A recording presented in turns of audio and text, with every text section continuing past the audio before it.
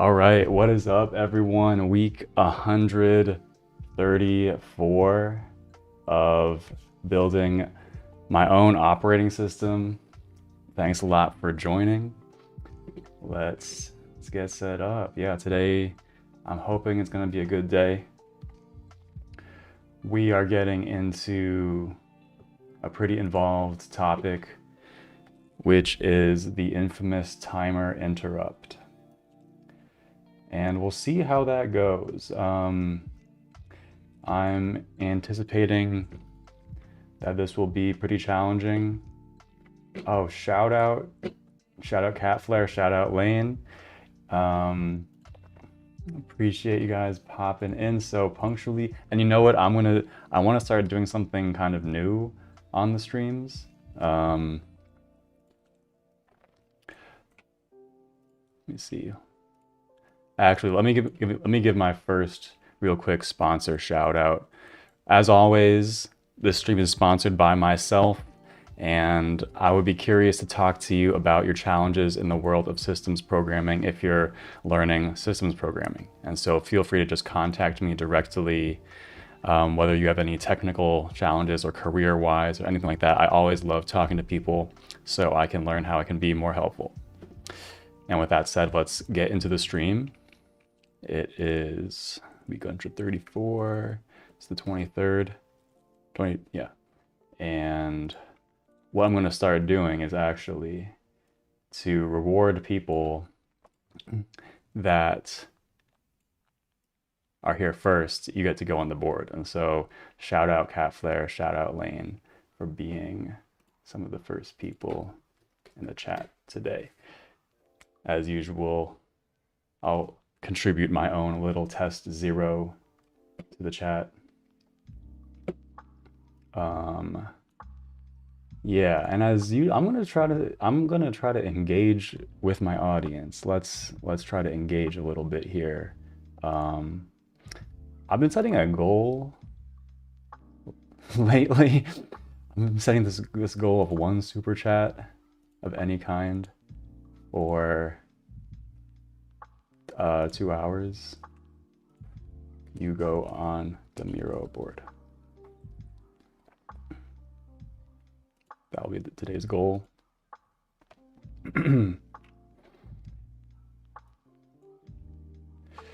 All right, so with that all set up, let's slowly ease our way into it. Yeah. Okay. Yeah, I'm anticipating I might need some help with today's stream. The timer interrupt is something I'm not too familiar with. Previously with the JOS OS, I did work with it a little bit, but a lot of the low-level details of working with the LAPIC were already taken care of in the JOS code base.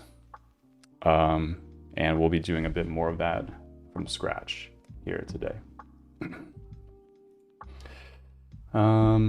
Anything else? No, I think that's pretty much it. So let's just do a quick recap of last week's stream. So last week,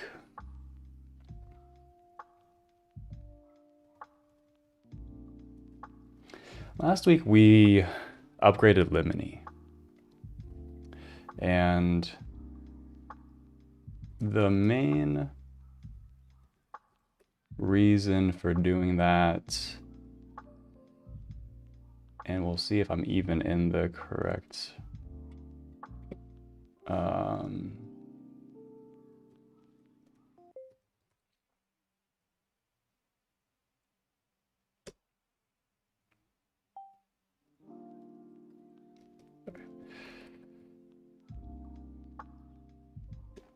yeah.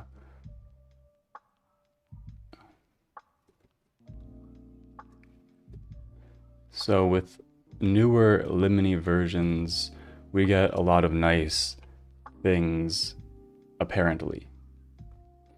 In particular, we get all of these nice things that Limini does for us.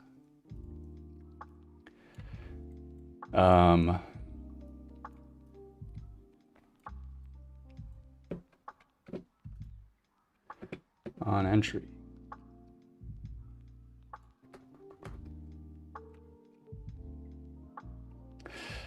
And I still need to understand really what these mean, but that was kind of the goal, is just to get us into a state where Limony might be doing as much as possible for us. So, and that's completed. So we are successfully on a fairly new Limony version. It's not completely the newest one. We're on V11. The newest one is V12, but they stopped they stopped releasing Limony binaries via a Git branch from V12, and I was integrating it via their binary Git branch with a submodule, and so it's a little bit more tricky. Not tricky, it's just a little bit more work to integrate V11 into my OS, and so that's why I didn't go all the way up to the newest possible version. I'm stuck like kind of one below. So, but hopefully that doesn't really matter. Hopefully this just have everything we need.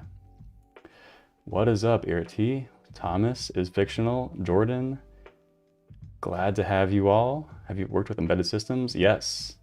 Yes, my day job is working on embedded systems in the music technology industry. Great, says Thomas. Thank you, Thomas. Hello to Is Fictional. And Jordan says, is there anything harder in computer programming than building an OS? I think, yeah, Lane chiming in, depends how complex the OS is. I think that's a good point. That's a good point. I'll make two comments. I would say I would agree with Lane. Building an OS can mean a wide variety of things. Building an OS is not just like a binary. Did I not build it or did I build it? There's so many different kinds of OSs. There's many different types of OSs. And so the OS that I'm building is definitely more on the simpler, smaller side, which obviously makes it easier than a harder project. And so it's also important to qualify what like harder. It's not, yeah, harder is such a fuzzy term. There are a lot of things that you could think are hard, like building a game engine is not easy, building a compiler is not easy. Building, yeah, there's a lot of things out there. So I think it's really tough to just put all the different kinds of projects onto a single line and put the OS all the way on the right side of it and say everything else is easier. Not the easiest answer. Thomas is in Colombia. Okay, shout out. Writing an OS in JavaScript. Yeah, that is probably, I mean, and if you want to make things like pathologically difficult, you can do things in extremely unconventional ways. And it's possible Catflare has done all of these things. Say a topic may come easier for you than other people. Some people just have more of a mind for stuff to compile. That's also a good point. Yeah, there's a lot of confounding factors. It's like, how big is the OS? What's your natural inclination in the world of computers? So it's hard to say, yeah. Okay, so let's actually figure out how to get started. I don't even really have a good plan, actually. Maybe we can brainstorm a couple little like milestones for today. So the high level goal is getting the LAPIC timer interrupt to work. And as usual, it's nice to break this down into some baby steps that we can knock out one at a time. Afnan in the chat. What is up, Afnan? Hope you won that hackathon or whatever you've been up to. You've been doing some crazy AI stuff, I think, lately. Yeah, man. Thanks for joining again. Yeah, so let's talk about baby steps.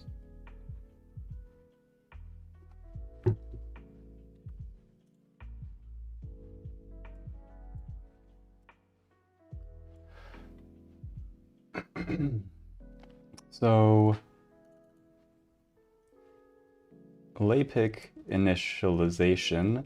From last time, there was this topic of like finding the LAPIC in physical memory. That was even something from last time that I wasn't quite sure of. It seemed like there are a couple options like the multiprocessor config or like some tables, but then also some MSR. So it seems like, and it's, you know, I'm also kind of thinking that Cat Flares in the chat, Cat Flare might know a lot more about this than I do. But as far as I know, these are the three main options for how to even locate the LAPIC in physical memory, which is going to be even just a base prerequisite. So that sounds like as good of a baby step as any. So let's just try to find the thing.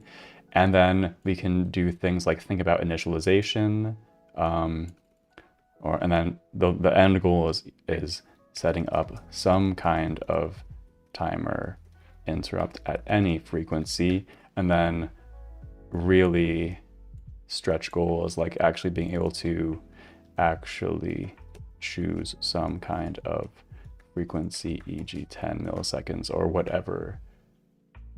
I don't even really know how fast we want to. It's normal to tick the timer, but I would imagine every couple milliseconds or something like this would make sense. So this, we can see this as a bit of our roadmap for today, and our first challenger will be finding LAPIC in physical memory. Checking out chat. It's next week, prepping for it. Okay, good luck, good luck. I just read the MADT table and get the LAPIC address from there. Interesting. So that that is something I have heard about. I don't actually know anything about the MADT table, and in the interest of real simplicity, I want to research this a little bit more. And as you know, why not? I'll get a bit of an AI session going. Say don't code until I say so. I'm trying to set up a very basic timer interrupt using the LAPIC. I'm using Limony bootloader v11. My first goal is simply to hit the LAPIC in physical memory. How might I do this? I've heard of mpconfig, was it the MADT, and possibly reading a MSR. Are these the valid options?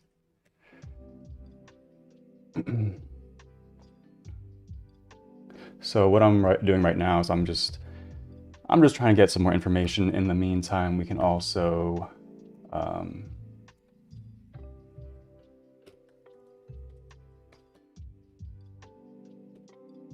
pull up the legendary OS Dev wiki. Just do a bit of right. So I think this is sort of what I'm talking about. IA32 APIC base MSR.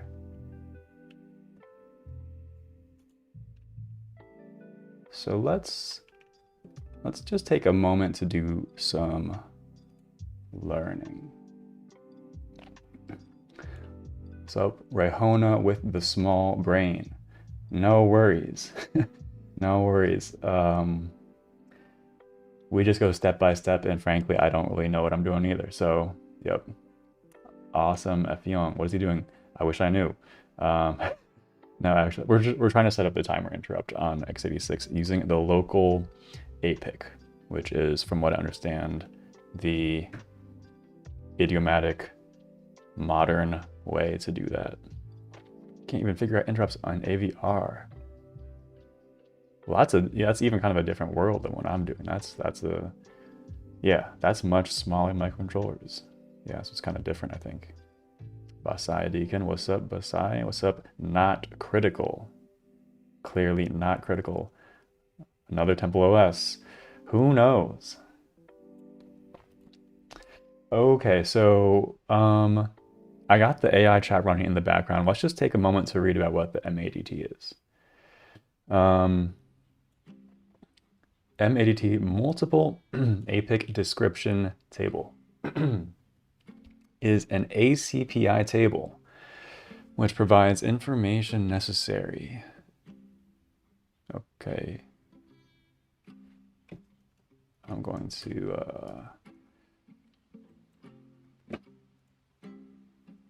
take some links down here. Wow, this got really small.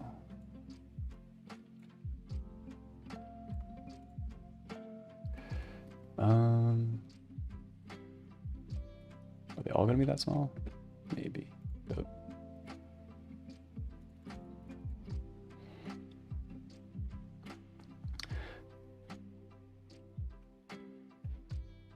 question from Awesome F Young. You know CPP, or are you vibe coding? Or both? And how many words per minute do you type? I do know CPP. I mostly do not vibe code, although occasionally it happens. You know how it is these days, and I have no idea how many words per minute I type. Haven't done a test in a while. Okay, so the MADT. Okay, so first of all, there's ACPI tables. I don't really understand what they are, but apparently they're just data structures that you can parse as an OS that can provide information. And one kind of the table is the MADT table, which is apparently provides information specifically about interrupt controllers. And there's all sorts of different kinds of interrupt controllers. You have the IO APIC, the local APIC. That's actually all that I really know. So Afnan with the vibe coding lord. Yeah. Direct all vibe coding questions to Afnan. That guy has been burning tokens like crazy. Okay, so apparently you can parse this data structure. Okay, I see. And apparently it's right there. After the standard header, the following fields are located.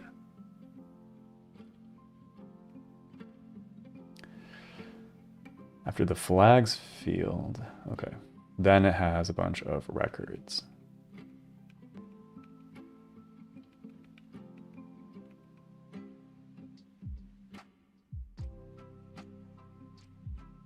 So once you can find the MADT, all you need to do is parse at offset text 24, and you can find the local APIC.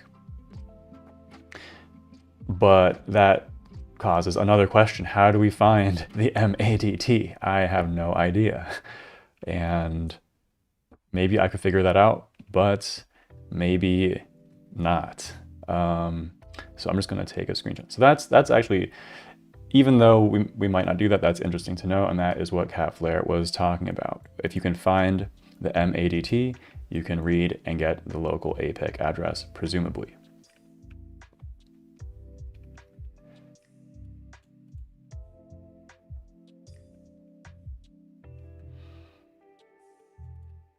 And then there are possibly some other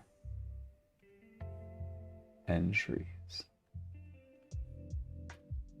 An override of the physical address. Wow.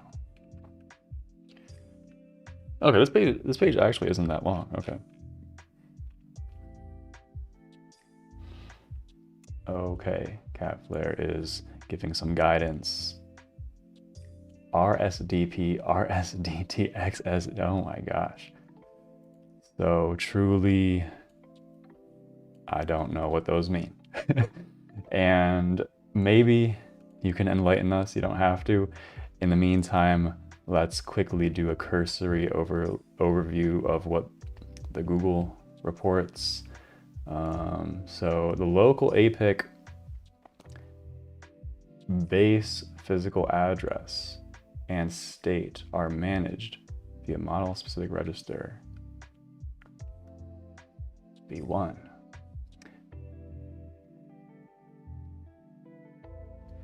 And so this is not what Catflare just posted. So we can read the MSR using read MSR. Yields the 40-bit physical base address of the LAPIC region.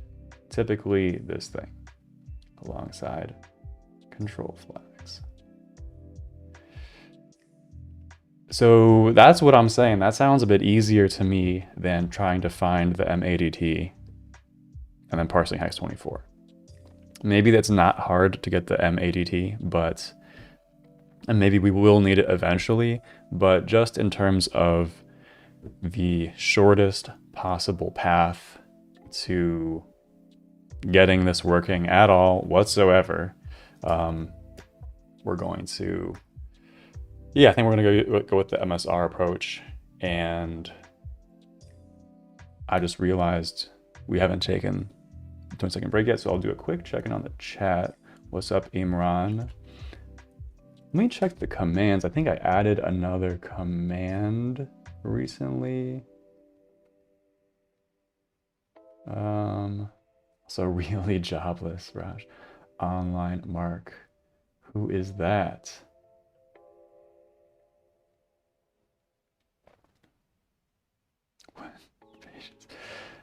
I guess I did not add a command. Why are you doing this? I'm interested in OSs, and I'm curious what it would be like to do this in modern C++, and just doing like a small, simple OS. So yeah, all right, let me take the, let's all feel free to join me for a quick 20 seconds.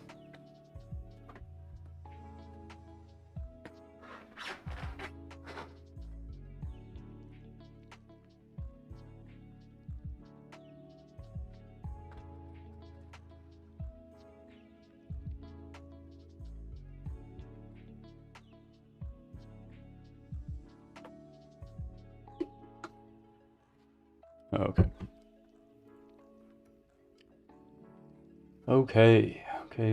Suvajit. Much progress have you done so far? Even today. I'm new. Well, welcome. Yeah, today we are working on the timer interrupt, which is a very important part of an OS. And what have we done so far? We've done a lot. We've done a basic scheduler. We've done some basic interrupt support, basic, I don't know, we've done a whole lot of infrastructure, test infrastructure, cross compilation, you name it. But yeah, today is the timer interrupt. Black Cat. What OS? It's my custom unnamed OS. Rayhona says basically a table to figure out which device is asking interrupt, what sort of interrupt, which device asked interrupt. Is my understanding correct?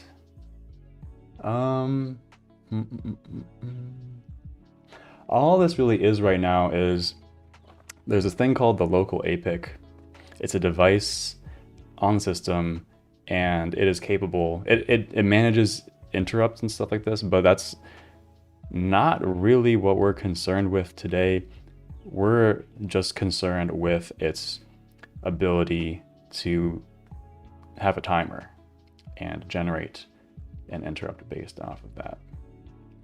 And so it's just this hardware that's on the system, and we need to figure out where it lives in physical memory, and then we can work with it. Got Pokemon Red in the chat. Link to repo. There is unfortunately no link to the repo. It's a private project for the moment, and we'll see if that changes.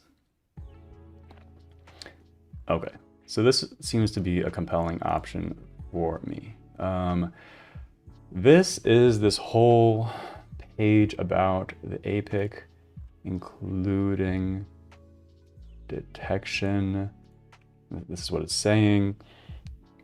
You can discover LAPICs via the MADT. You can check a CPU ID bit if you care to do so.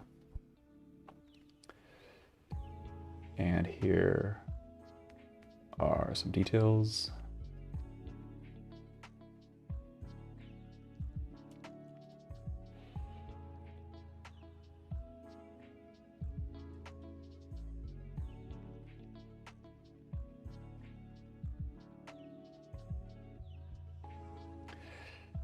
And there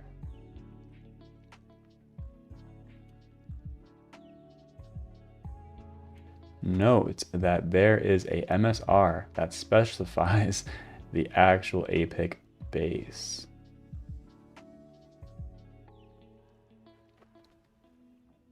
Interesting. Or move it. Oh, what the? You can move the LAPIC base? Okay, but this is good to know. And this would be a reason to go with Cat Flair's recommendation. So apparently there is this MSR. However, the MADT, it can also contain a address override. And apparently if that exists, you should be using that instead.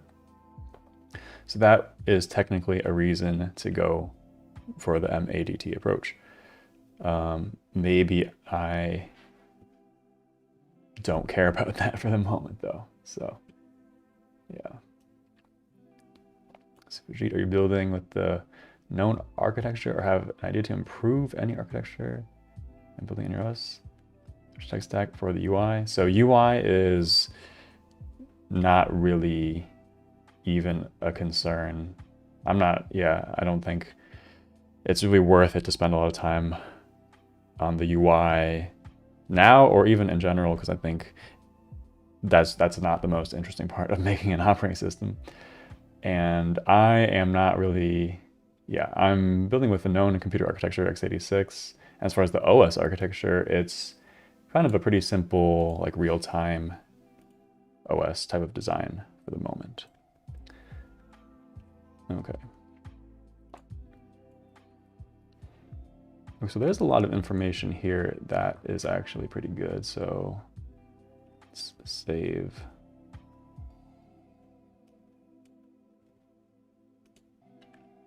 Link there.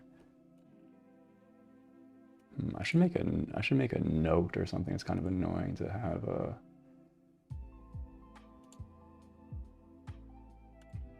doc. There we go. This is probably a little bit better.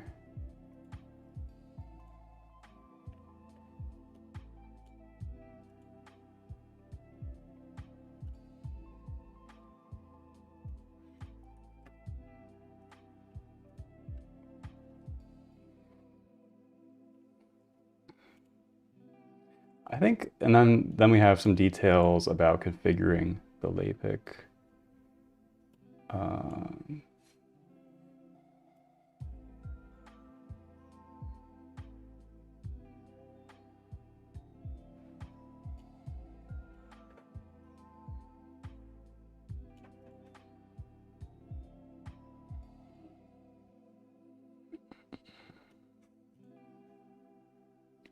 Wow, it is necessary to configure the spurious interrupted vector register.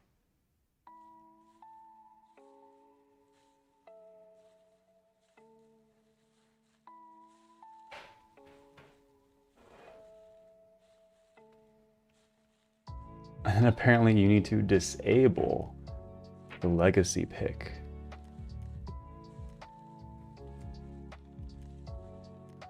Apparently that's important. So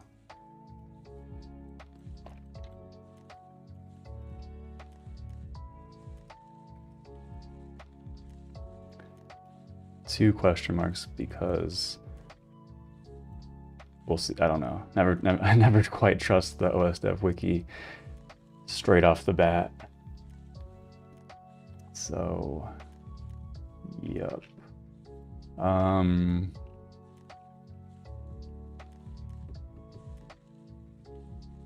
Okay, and then we have this one thread on the whatever OS Dev forum about someone talking about using the LAPIC base MSR.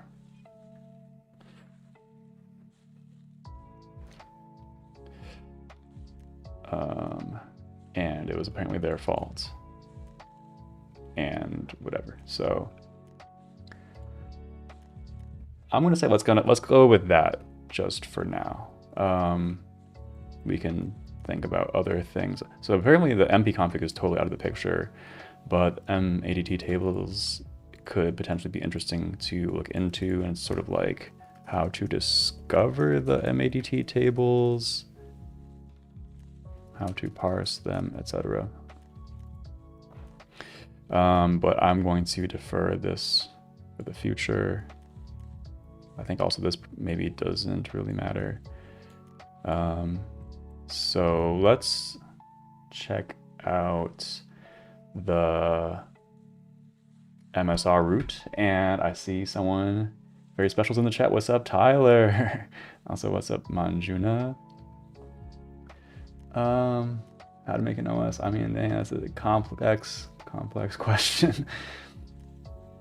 I'm curious, when working on your OS, how much of your time would you say is split between writing code and reading code docs? That's a great question.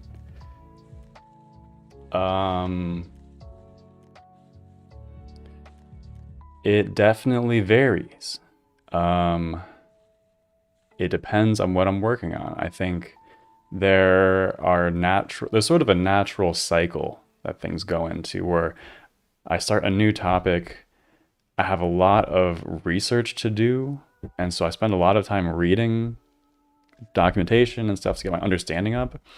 And then once I have enough of that, it goes into a longer phase of actual development and writing code. And that balance is going to depend on how familiar I am with the topic or not. And if we take a look just at the stream history, for a long time, I haven't needed to do a lot of reading of docs. Wow, it's really small. For the longest time, we've been working on things like integration tests on the scheduler, on some smart pointers, on like all this, a lot of scheduler stuff. And all that stuff was within my realm of understanding and competence. And it's just a matter of kind of working it through. It's not really a lot of docs I need to read for this. But now we're getting into this new topic, which is extremely detailed with this whole timer interrupt LAPIC thing, where I need to read a lot more to understand that. Absolutely. And this has happened, back in the interrupt era. I didn't need to read as many docs because I had already done this for the first OS I worked on in the first year of streaming with the MIT course, and so I could go based off of that. But there have been other topics where I really needed to go deeply into the docs. Probably the most prominent example was working on the network card driver back in week 66, 64. That took a long time, and that was very doc heavy. So it definitely depends. I would say right now we're starting a new topic and we're entering a fairly doc heavy part of it, which is not a bad thing, because that's where a lot of learning happens. So yeah. Okay, I'm gonna try to lock in a little bit, and yeah, let's do the MSR thing. And so let's just see what the AI says. All three are valid, 3 options, the MSR simplest, blah, blah, blah, blah, blah. MADT, the correct, quote unquote, correct way. You walk its entries for an override. That's pretty much what we saw before. You get the MADT by finding the RSDP, the signature APIC. So this is exactly what Catflare was talking about.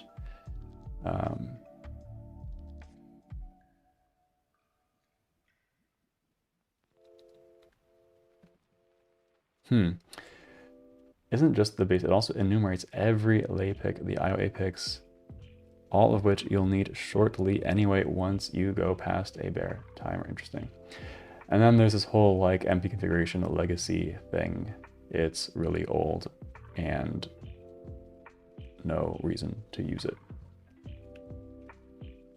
For Limini v11 specifically, Limini hands you what you need for both approaches. The RSDP request gives you the ACPI route pointer. So the MADT path is easy. That is awesome. I'm going to screenshot that.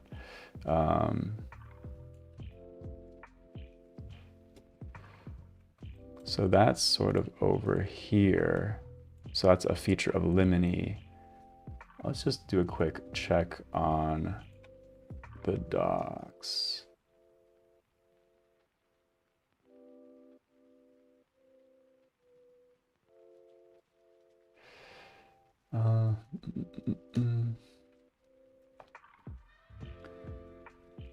I wonder if that's even a new feature, but it returns the address of the RSDP table, physical address for base revision 3 only. So apparently it's a virtual address.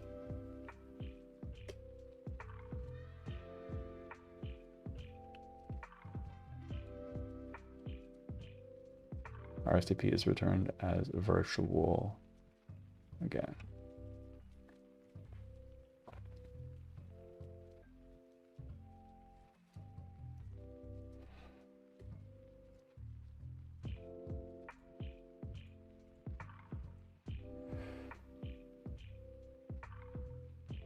Okay, that, I mean, we don't need to go too much deeper into that. So let's just get started with just trying to read the LAPIC physical address from the MSR and just try to get that working. What's up, Oxylube? What's up, not a Google user? Nice to see you again.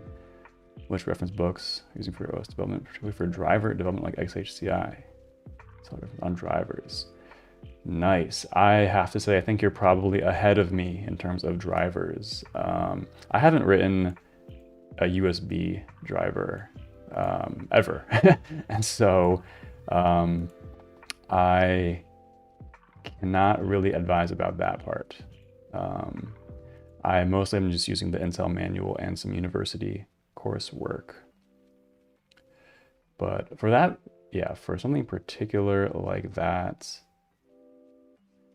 other than reading specs and stuff, I'm not sure. You could try to read some other open source drivers or drivers from other hobby OSs. Yeah, that would probably be the best recommendation I could make.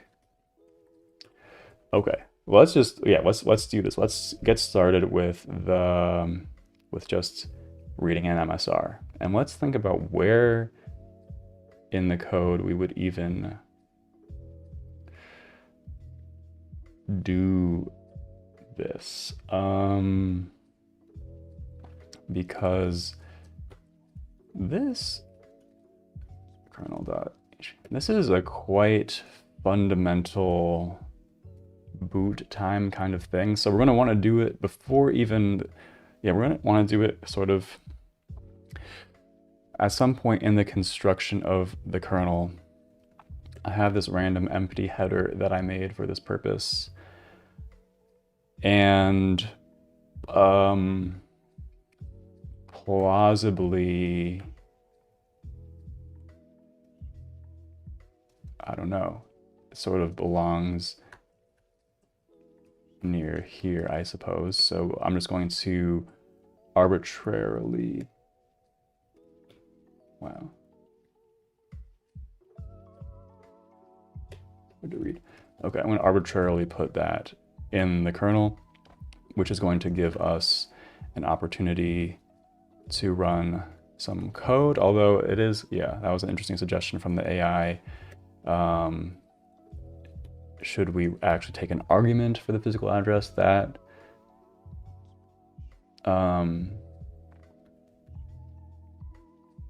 conceptually kind of makes sense, but then it makes the initialization of this object a little bit awkward because actually no, it is kind of perfect initialization. But I guess the awkward part is we need to then have some code here that locates it. So yeah, I mean, I'm not saying we should hard code it, but I'm just saying the question is where do we do the discovery? And yeah, we could, I could also do the discovery just in the constructor. I don't know. It doesn't, I think I like the idea as adder.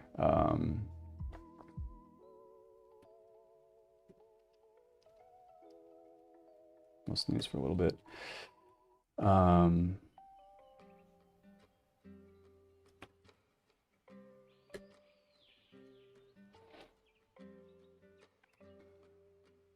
Yeah.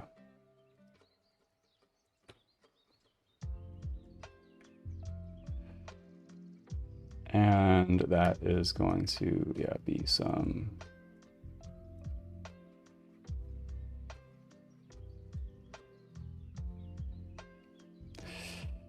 yeah, I don't know the naming. I'll just call it,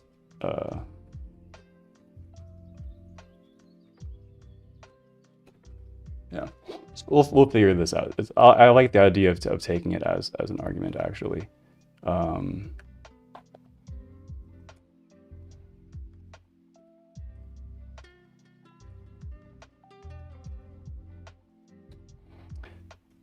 And I'll just expose a function, then find LAPIC, and this will be the thing that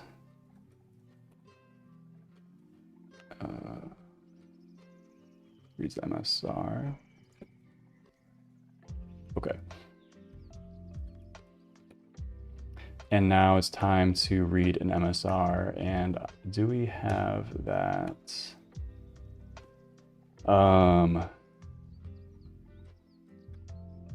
We don't have that. So I'm gonna have the AI code gen that for me. Please add wrappers for read MSR and write. I guess we only need to read for now to x86.h. Yeah, so let's have that do that because I don't really want to be bothered to actually write my own wrapper for that.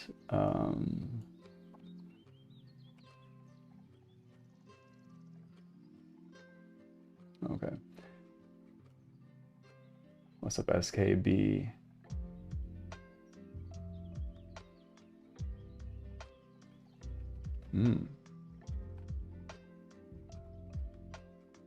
What approach would be better? I mean, to really learn it, you should do a course. This is the one that I did. But there's a lot of them out there. There's also the resources page.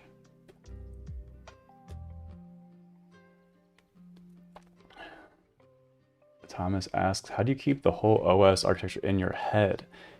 Do you break things into tiny pieces, or how do you approach it? What's your mental workflow? I definitely don't keep the whole thing in my head, really.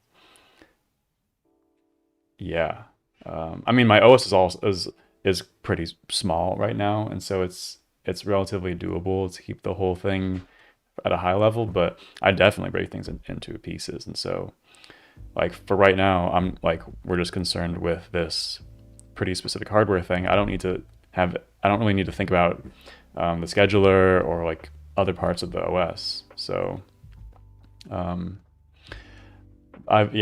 don't try to keep the whole thing in my head as much as possible. I really tend to eject stuff aggressively.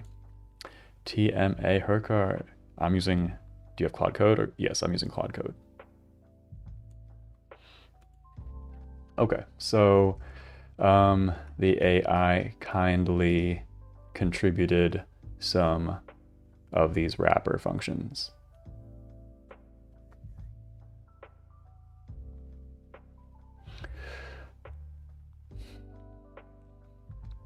And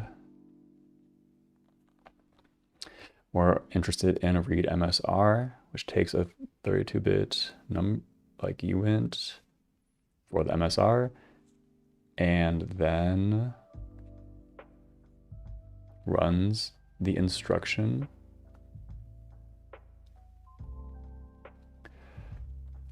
And then it pieces together the output just out of curiosity.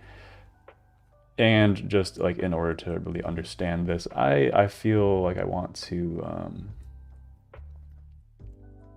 just actually clarify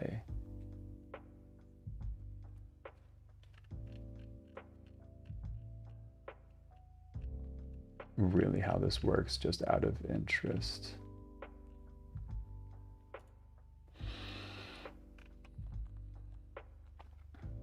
So MSRs are special kinds of registers. They're not general purpose, as specified in the name.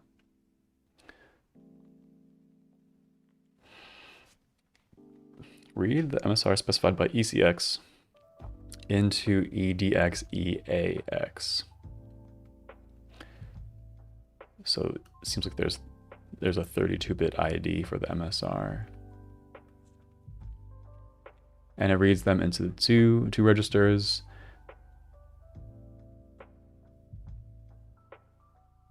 Ignores the higher 32 bits of RCX.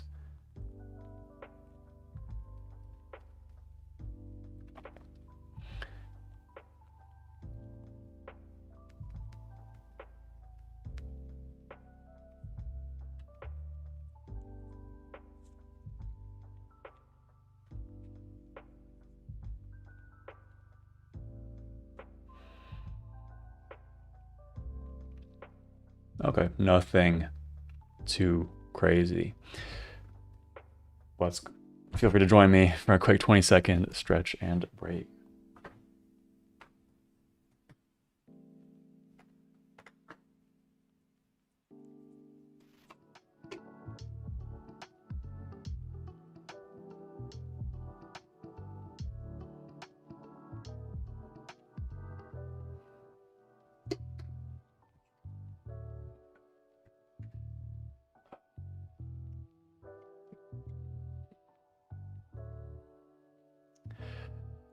Will you use AI for this? Says Tima. Yes, but with control. Gabriel or Marshall Linux? Nope, I'm on a Mac. J Dopamine. How do you incorporate AI to the process? Do you use it to code too, or mainly learning? I do both. As I just demonstrated, but I avoid generating massive amounts of code. Yeah, sort of the policy. Okay, so, and that's what so now we can verify that the AI did the right thing. And so it's like, A and the D for EAX and EDX, right? EDX goes into this high one.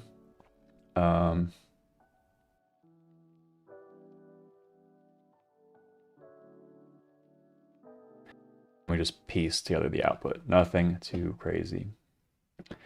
And presumably it's kind of the opposite here or something like that. We get MSR ID in ECX, the high one in EDX, low part in EAX. It's deconstructed from the input. So that looks all right for me. What's up, Pokemon? What's the scope? Good question. I guess the scope is I'm writing a small real-time OS inspired kernel.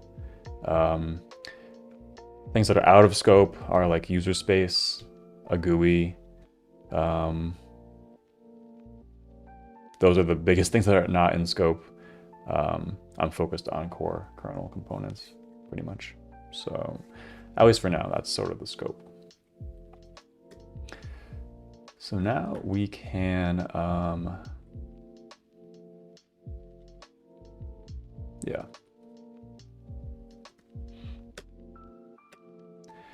And so somewhere we have this MSR.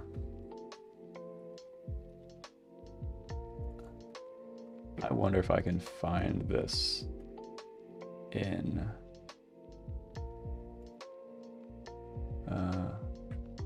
here somewhere, or maybe over here. Searches through.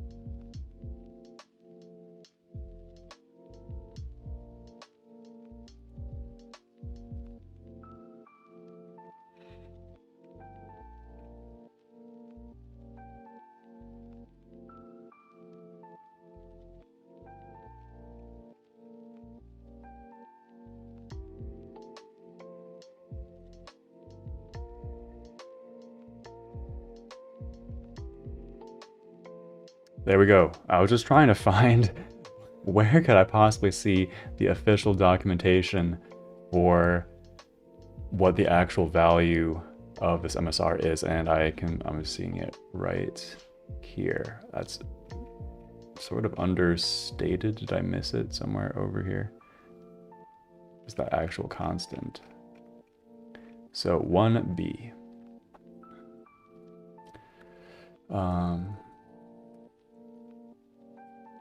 32 LAPIC base MSR.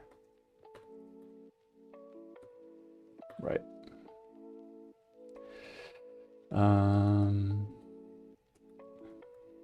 MSR. Something approximately like this. And this is going to return, we need the header, of course. 6. H. This returns UN64T if his adder has a constructor for that, so that works perfectly. And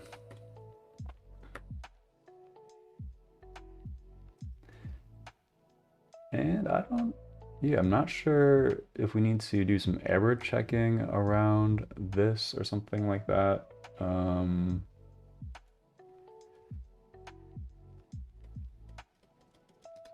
Auto value.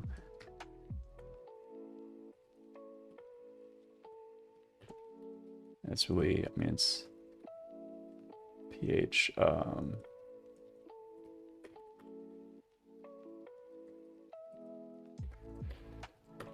Something like that. I just want to make sure it has something in it. So I'm just going to assert that it actually has a value. And that means we can do something like this, where m buffers, memory map span, right here. So then we go with the m local APIC.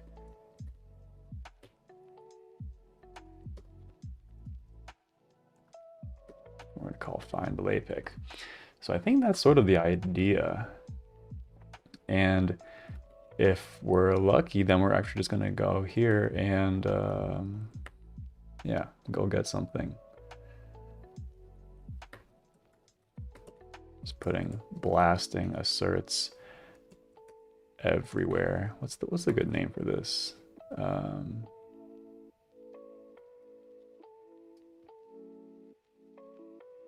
LAPIC base. I like that.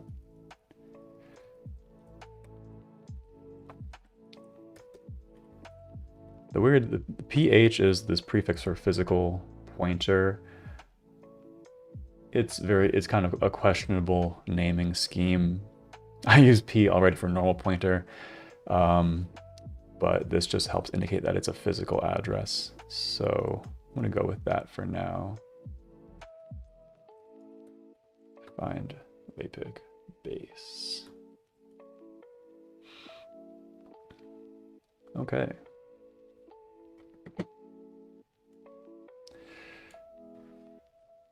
So Gabriel says, I know you've mentioned what you used to learn how to build.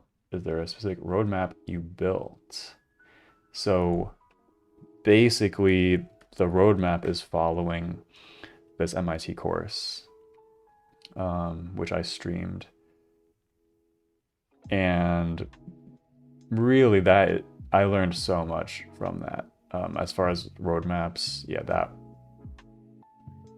pretty much taught me the vast majority of what I know.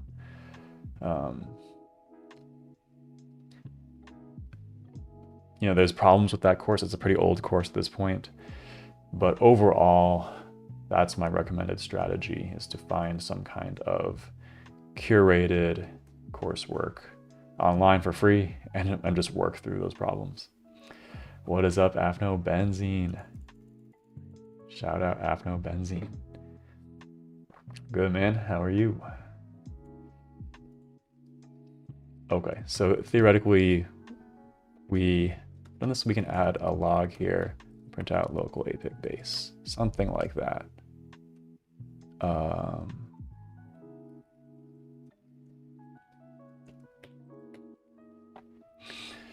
And then, as usual, we're gonna panic.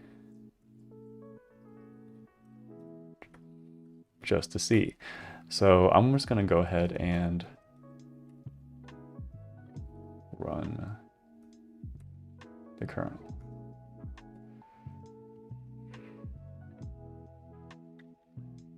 Check it out. Local APIC base, FE blah blah 900. That looks approximately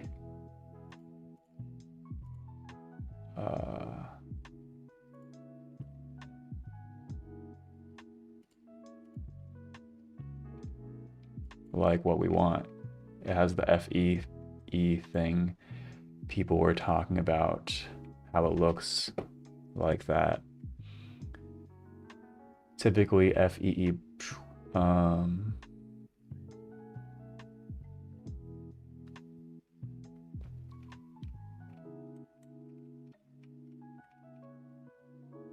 think that looks, there's this 9 there.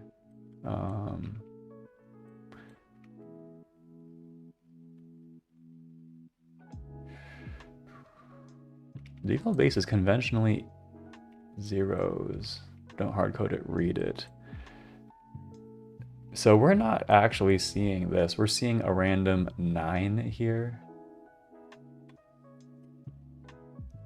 And maybe that's all right.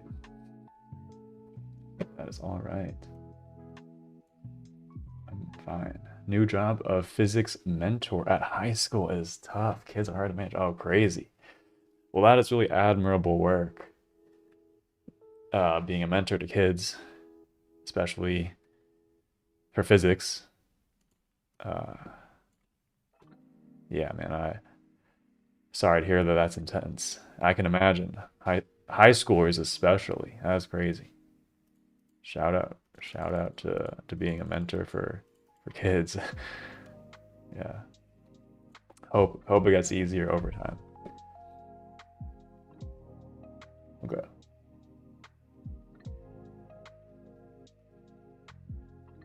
Okay. So I would consider that mostly a success. That was, I mean, honestly wasn't really that hard, but but there we go. So now we have a physical address that we can work with.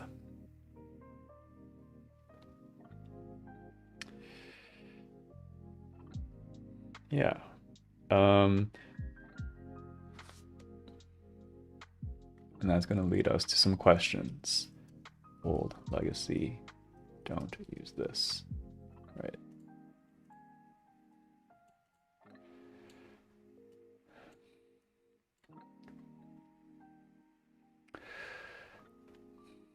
Okay, so yeah, what comes after that? And so now we need to actually try to interact with the LAPIC, which is a massive question mark. Wait a sec, whoa.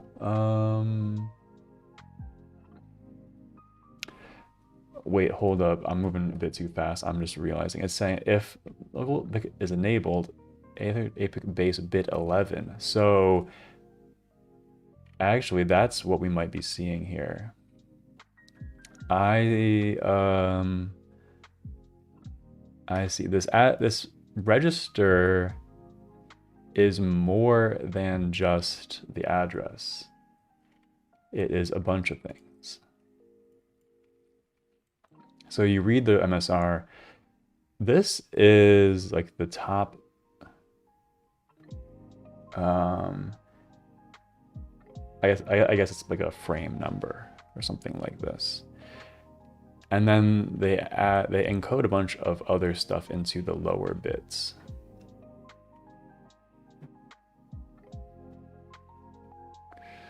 I see.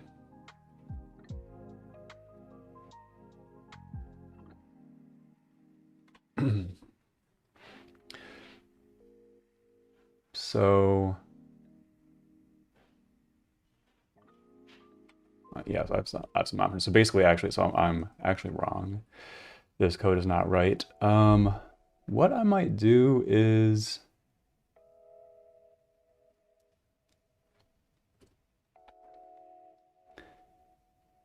yeah, I might generate a struct for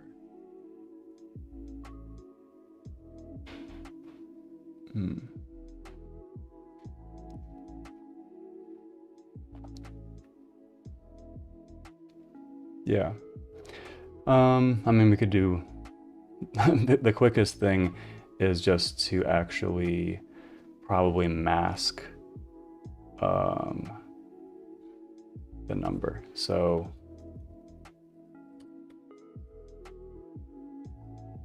what this thing actually is like the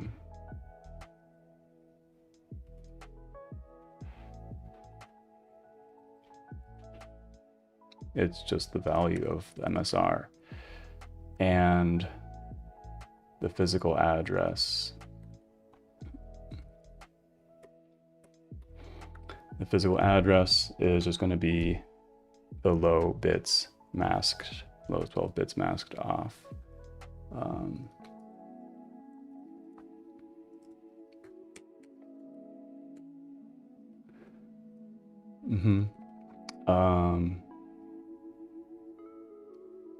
Yeah, and I need to, something along these lines, mask off below 12 bits.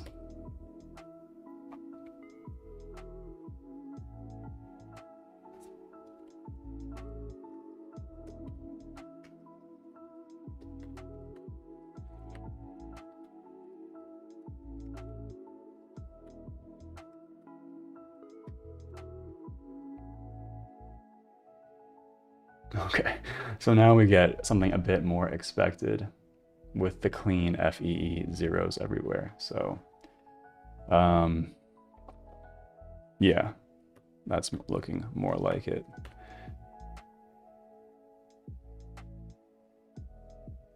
Another approach, just for fun, could be to have a struct with some bit fields. Technically, it's not recommended to use bit fields. These like hardware, like accessing hardware like this, for various reasons, because it's somewhat implementation defined, I think. And I think people prefer to just use bit operations, but in theory,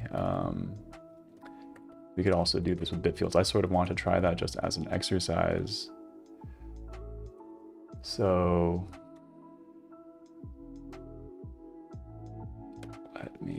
so here's some examples of bit fields, which again is not really the ideal way to do this, but I'm just going to, just for fun, IA32 LAPIC.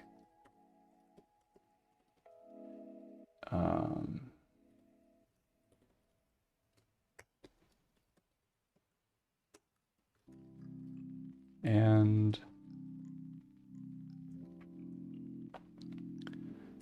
so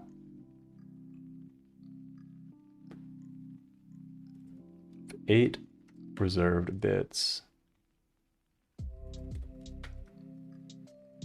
we have BSP is BSP. We have 2 reserved bits, and we have APIC global enable disable.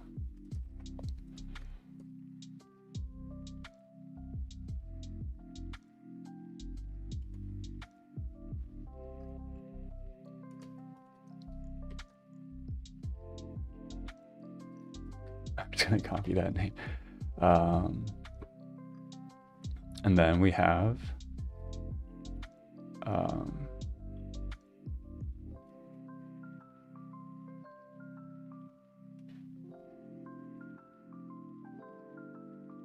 however many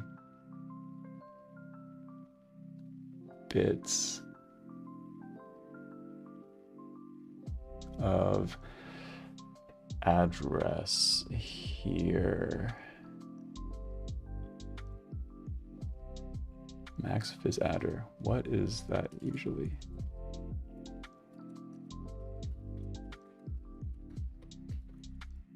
Does it vary a lot?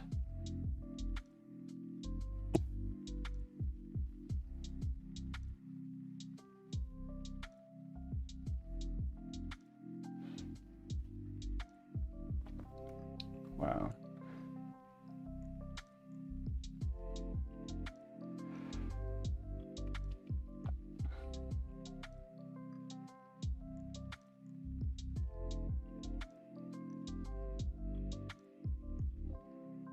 I see. So there's some limits. What's the timer interrupt for scheduler? Yeah, it's for primarily the purpose is so we can do preemptive multitasking, and give the kernel a way to forcibly control who has the CPU and prevent a task from hogging the CPU.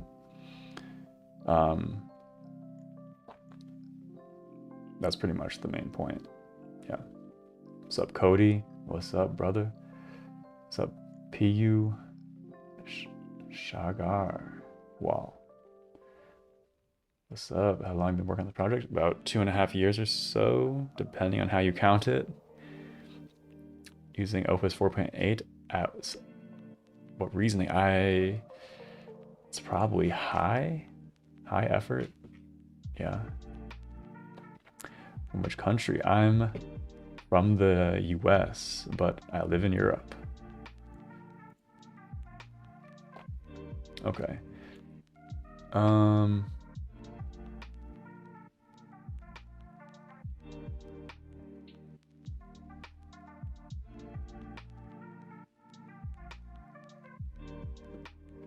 The high bits are reserved zeros, the base. Yeah, okay, so that's just interesting to know. In case I actually would care about respecting this, I could try to accommodate that, but base. But if I don't, I can just do something like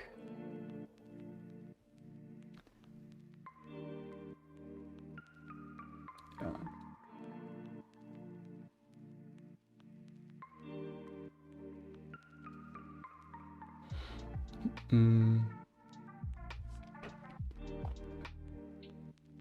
44. Yeah.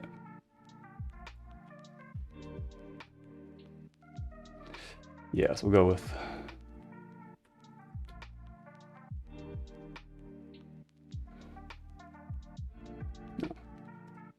no. Wait, what?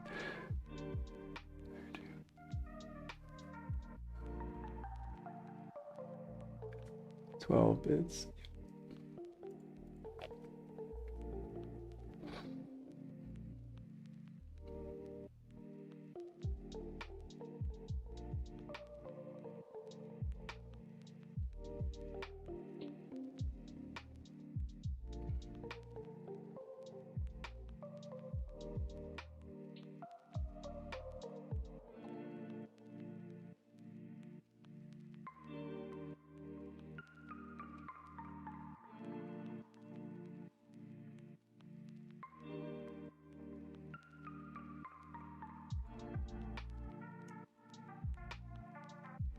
With 52.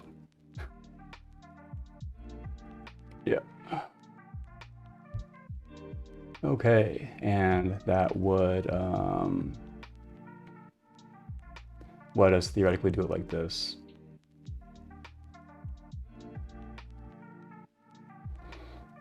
Where we would probably do a cast, I guess.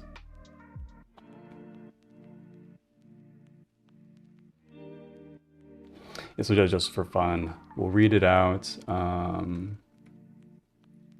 to LAPIC base.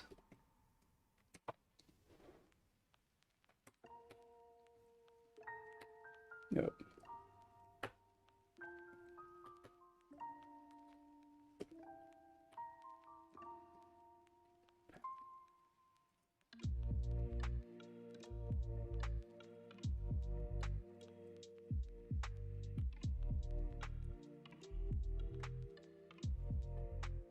Yeah, but then it's right, we need to shift this by 12 bits.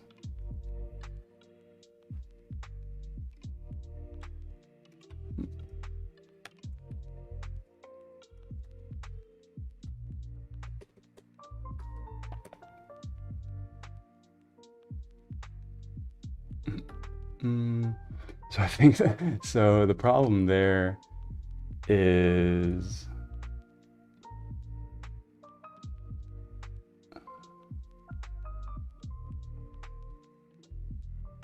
it looks like we had some extra junk up in the high field somehow. Wait a sec, 8.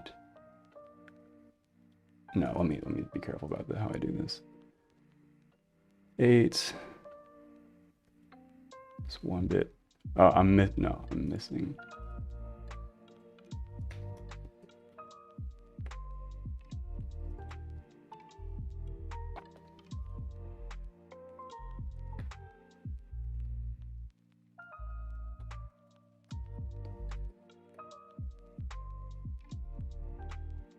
Okay, that's looking a little bit more correct. So excuse the slowness there.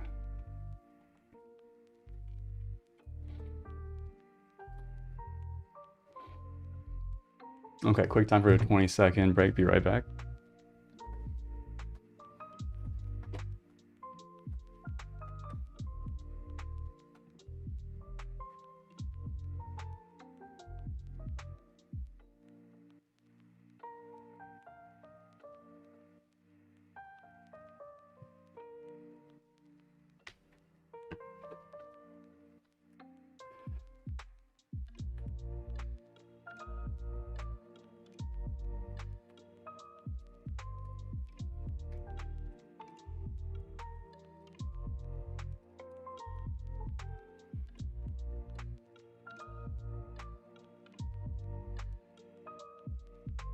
So either way, just exploring two different ways to implement it. And this way we sort of we capture a bit more of the information.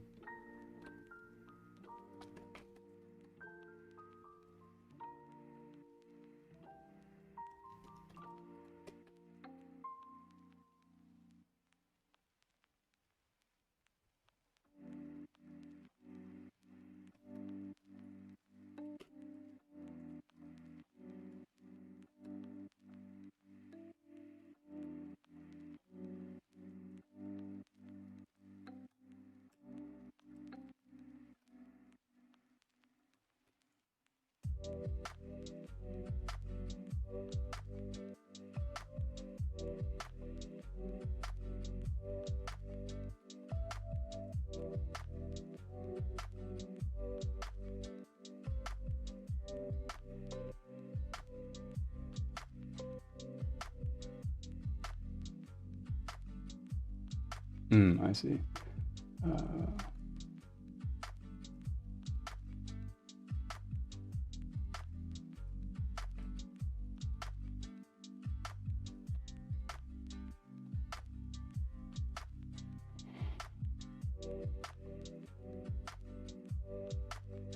All right.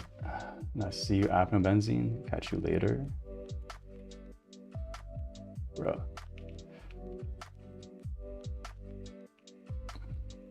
Okay. Please click on this. C++. Let's check out what the Streamlab says. Does it support DLL files? No, it doesn't.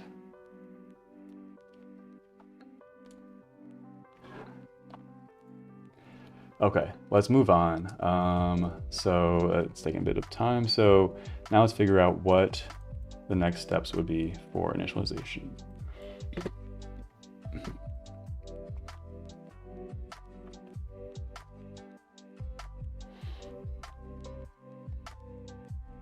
To 1FF. Task priority to 0.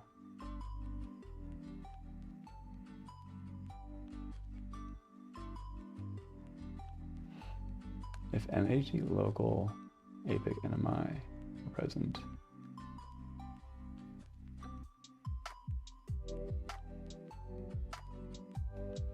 Wow. Okay, so now that we have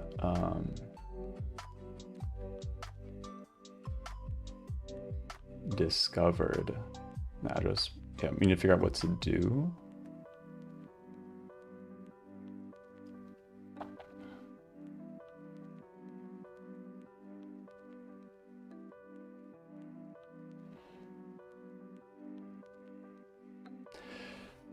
I'm gonna take a quick look at JOS.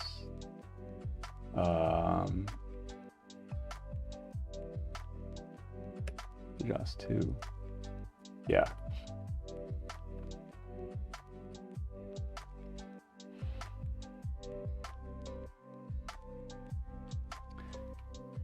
Right, so we should be able to access it through the fizz map. Right, and here is where it starts writing to things. And so there's a bunch of constants. And what it does is it enables the local APIC and sets the spurious interrupt vector at some particular point. IRQ offset is 32 plus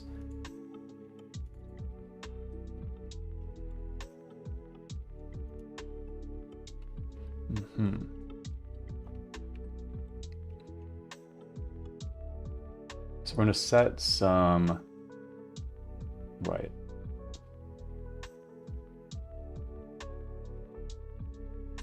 So, okay, so there's a couple IRQs related to the LAPIC, and it seems like the spurious one is the first to set. And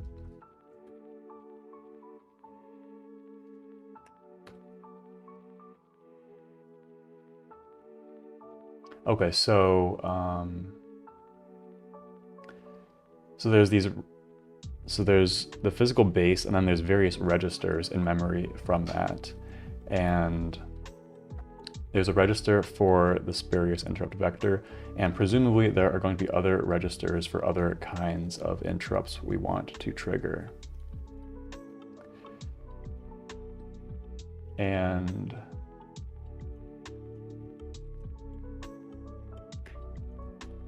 that's what we seem to see here. Local vector table.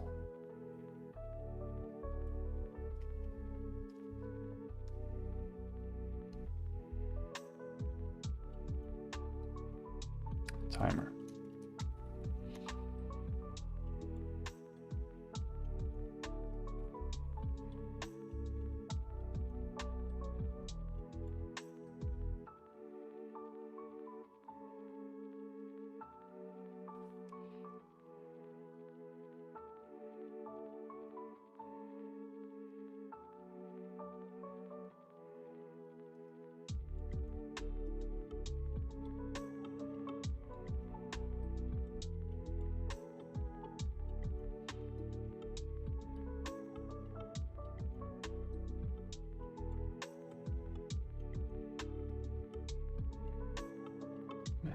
Error interrupt to IRQ error.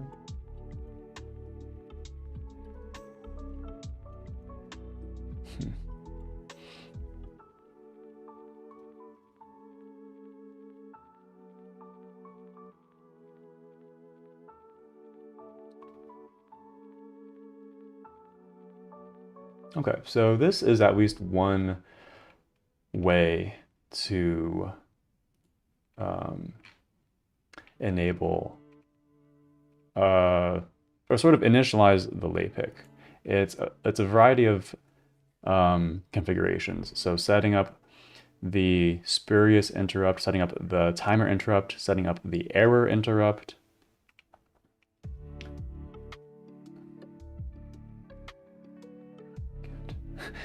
And some other stuff that seems kind of esoteric.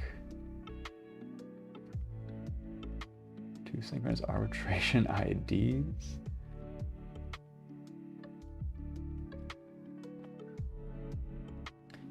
Enable interrupts on the APIC. No, I don't quite understand what this means. What does this comment mean? Not on the processor. Also have no idea what model I'm using.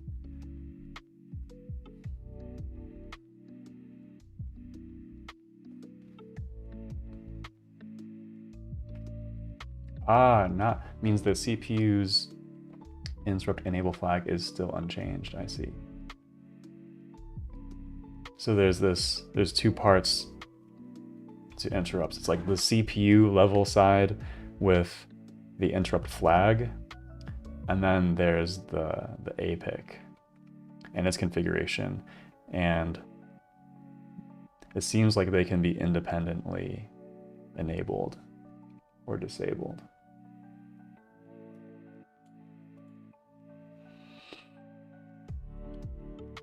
Okay, so we can keep interrupts disabled while we enable the APIC and set it up, and then only then later do we enable interrupts on the CPU. And probably, where does that happen again?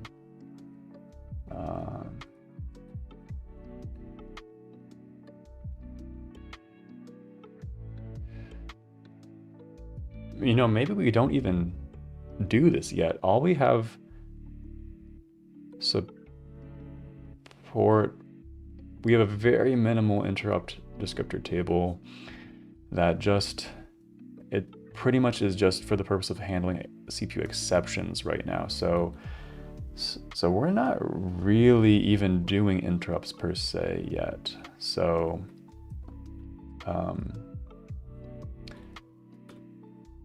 okay, so that means we don't even have the equivalent of this code. Okay. That is interesting. I'm going to try to see if I can research any other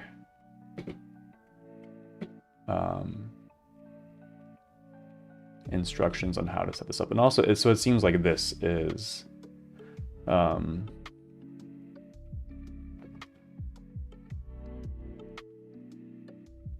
something attacks. So this seems fairly small and minimal. So we could try to follow this.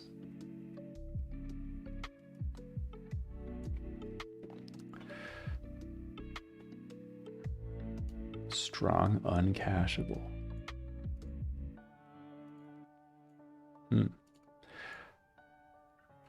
I wonder how it's mapped currently. My idea was to use the HHDM or the fizz map for this, but I don't know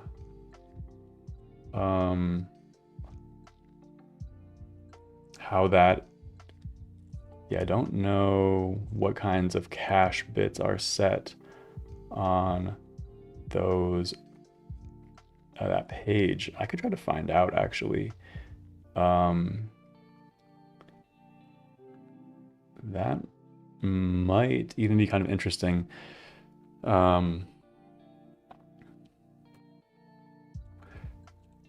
First stop might be this. Maybe I'll just ask the AI. Is the HHDM fizz map mapped cacheable? I would expect so. I would guess that it is, because this is sort of general purpose. The linear mapping is sort of like a general purpose mapping, and so by default I would presume that it's normally cacheable, because in general you do want to keep the mappings cacheable unless you're interacting with hardware. HHDM is mapped cacheable by default. Okay, so that's good to know. So that has a few implications. So we're still a little bit of a ways there, but so we need to map the LAPIC into MMIO uncacheable memory, which we need to allocate somewhere probably. Can think about how we want to do that, and then we'll be able to start then follow either JOS or OSDev wiki or something else for the actual setup, which it seems like set up the spurious interrupt timer interrupt error interrupt.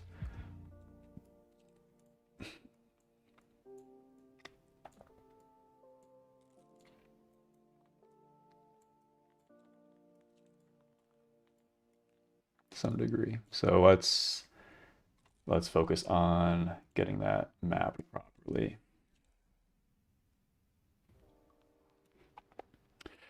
What is up? Music X music. Amin, we need GPU support. I don't know. That's not in the current roadmap. GPUs are complicated, and I'm not really trying to do a lot of graphics stuff on my OS. So that won't be happening for some time, if ever, because writing a GPU driver sounds extremely challenging. So Deals Hub, working on an OS. What's up, JS? Sorry, I'm late, no problem.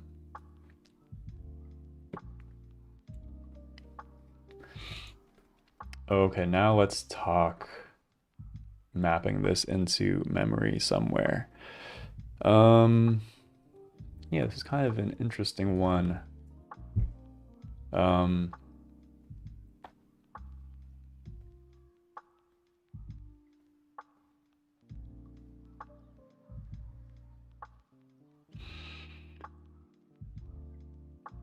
So the way Joss did this previously was there was like this special boot time allocator for this kind of thing. It was called the MMIO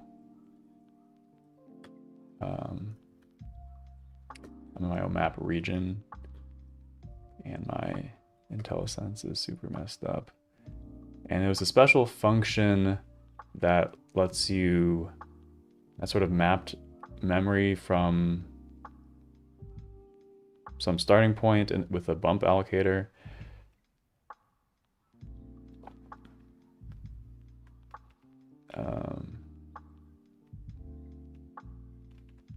Yeah.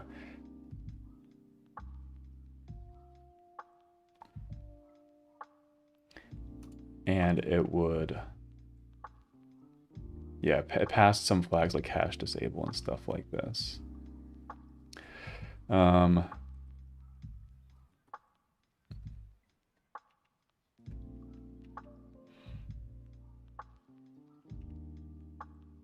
So yeah, let's think about what our equivalent of this is going to be in a world where we don't really have a memory allocator.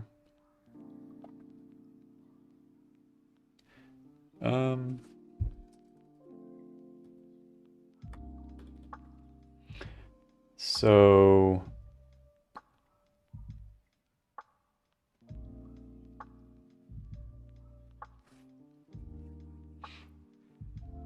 yeah, maybe as just like a base principle that we have these kernel buffers. So currently, I don't know if I have a description, but this is sort of how it looks right now. There's a fizz map, and then up in high memory, the kernel and the kernel buffers get mapped. In the future, I'm going to do it more like this, where the kernel and kernel buffers are dynamically I think this is wrong. Yeah, these get dynamically allocated above the fizz map, but for the moment it looks like this, and I think that's all right. What I can just do to kind of get a start is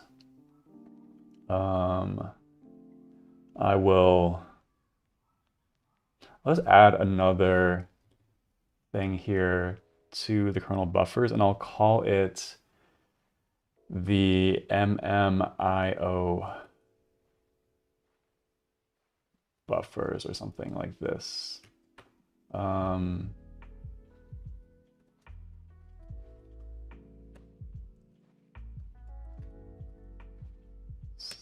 Something like this. And actually, yeah, this is,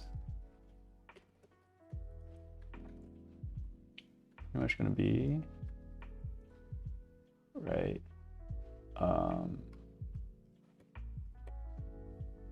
Something like this. Yeah, it'll take some more thought to really figure out how to do this, because this is we sort of need to allocate them on page boundaries. It would be very inefficient to allocate another page for every single thing that needed some registers, although that is one option. So ideally, there would be some kind of memory allocator for these kind of MMIO mappings we need to make. But for the moment, I'm just not going to do that. And I'm going to leave it like this and just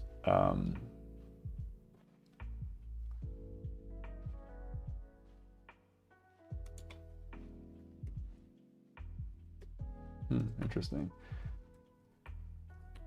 So I'm just going to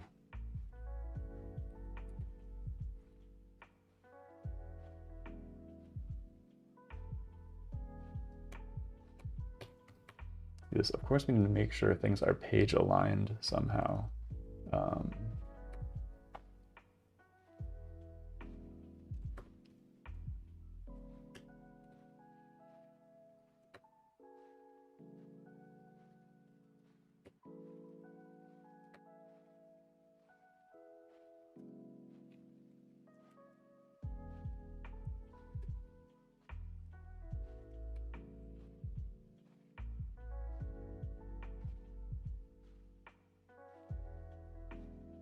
Or maybe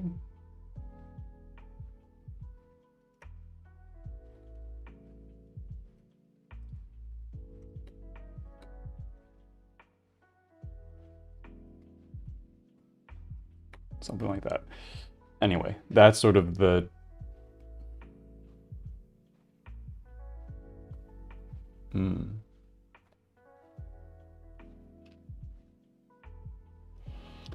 that's kind of the general idea. But let me work this out though. So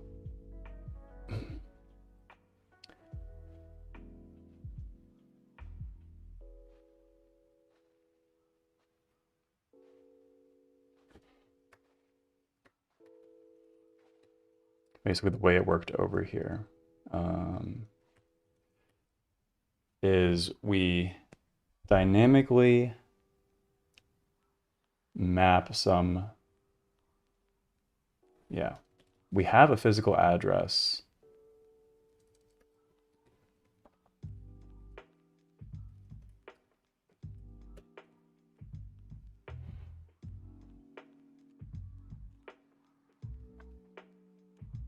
And so here we are kind of arbitrarily mapping a page of memory into the MMIO region.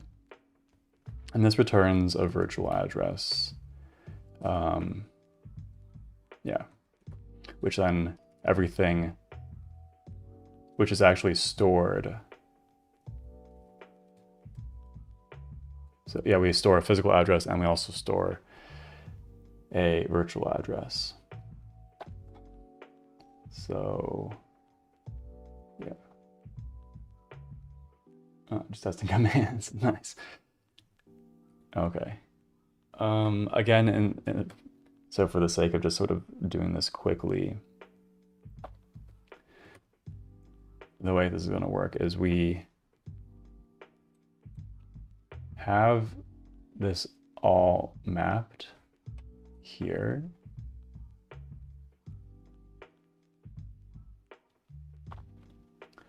And we're going to need to like unfind this. Like we have a page reserved, and then we need to like unmap it and then remap it with the appropriate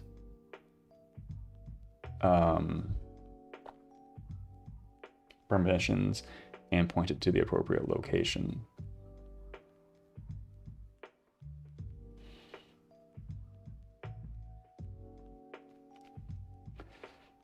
Yeah, let me just sketch this out then. So it's actually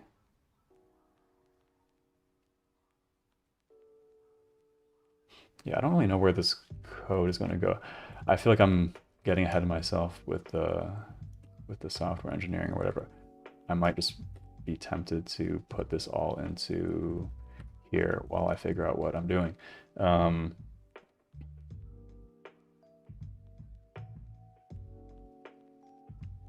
problem is this part actually runs after the constructors here.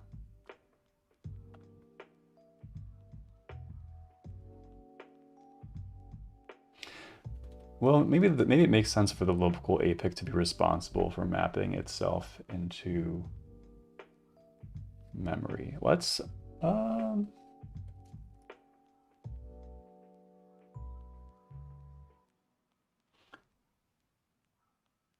if I tried that. So that means the local APIC is going to need to access the v address space.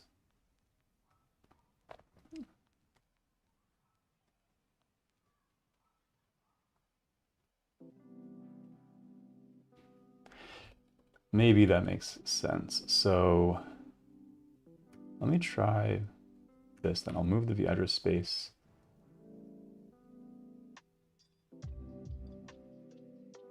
Okay, but there are all these dependencies. What if I instead move these things lower?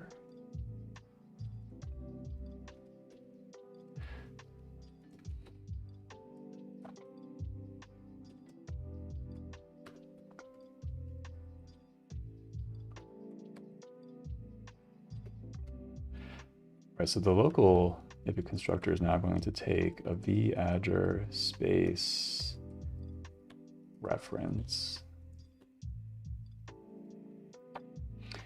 And it doesn't necessarily need to store it, but it needs to use it. And we also, yeah, the AI was kind of suggesting that it also needs, it's going to be given a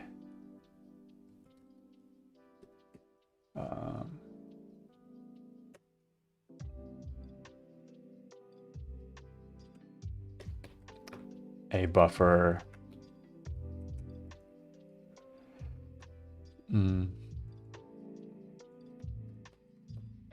which it can remap.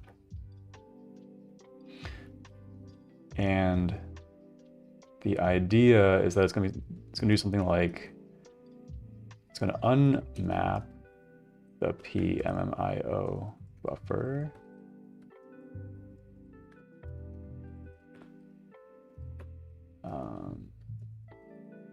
Which annoyingly needs to be casted like so.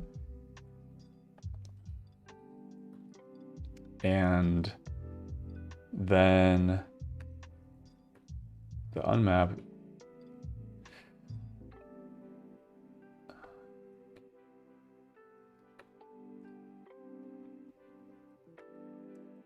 which we're going to assert that it succeeds.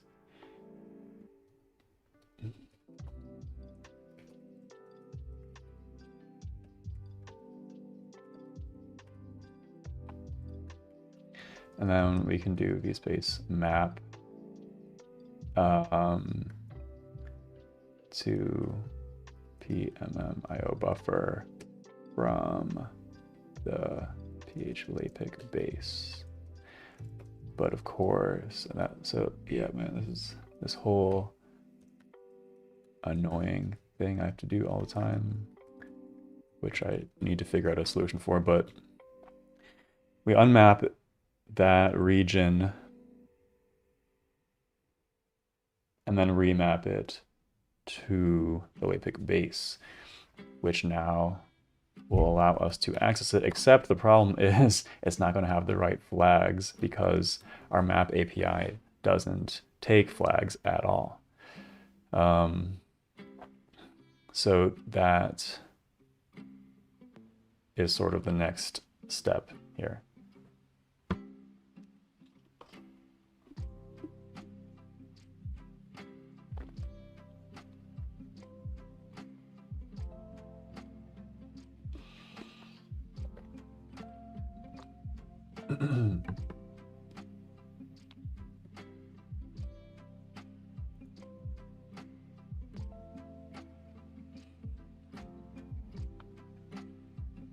Okay. But conceptually, that's sort of the idea here.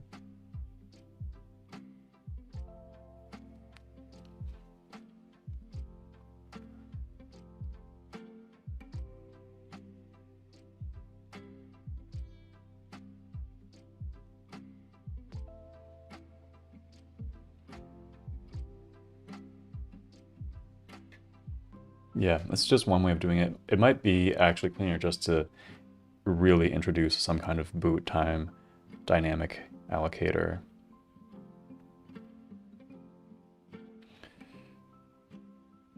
But we don't really have that yet, so we're just gonna go with this. And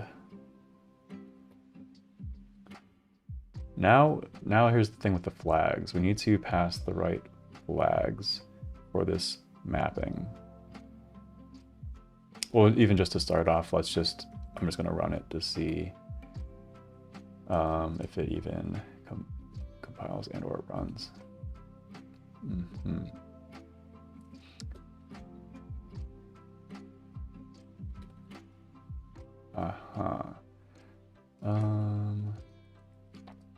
So we need to pass address here. Okay, so we do hit the panic. Cool.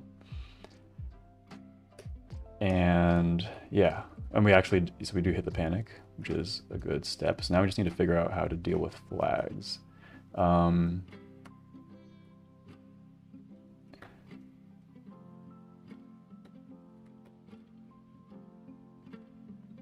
And we need a kind of particular set of flags here.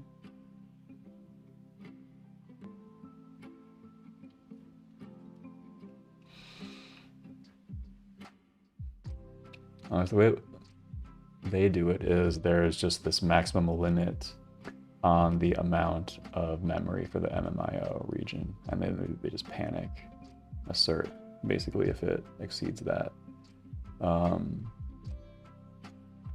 Let's check out these flags again. Where can I find? Nope. Yeah.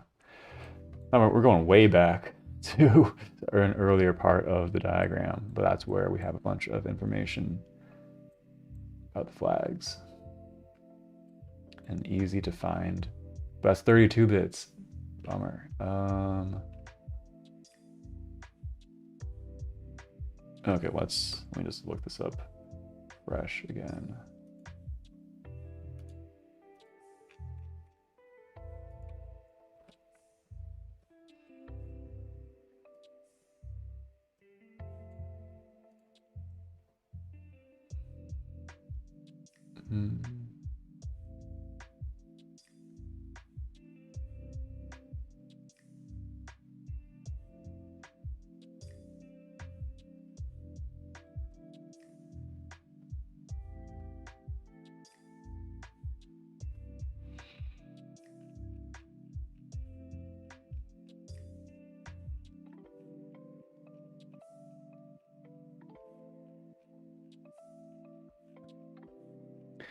So 32-bit paging is not quite what I want. 4 level and 5 level paging.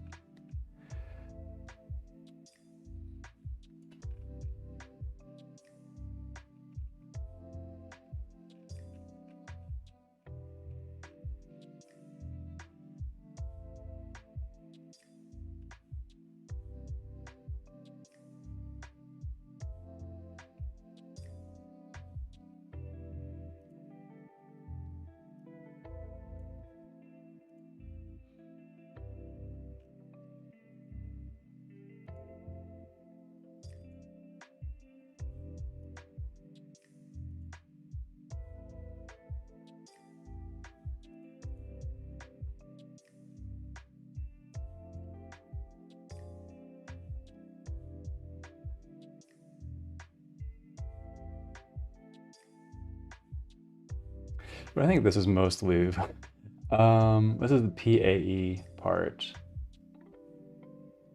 Yeah. This is approximately what it is. I don't know if we're not using PAE per se. We're just using 64-bit.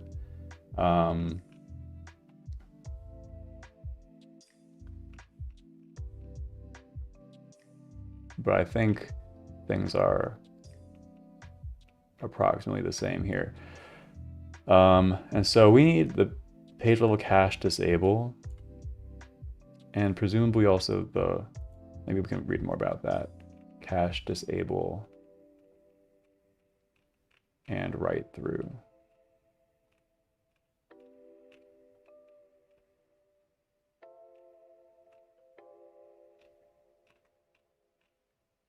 But this is about TLBs and stuff, so.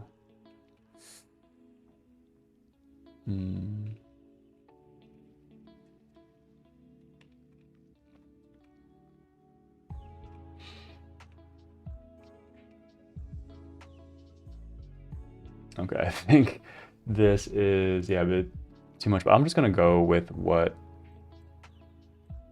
was in JOS. And so pretty much we're gonna go with the write through and cache disable bits on these entries. So let's think about that. Also, I'll kill the Pondry because we're getting a bit close to the end of time.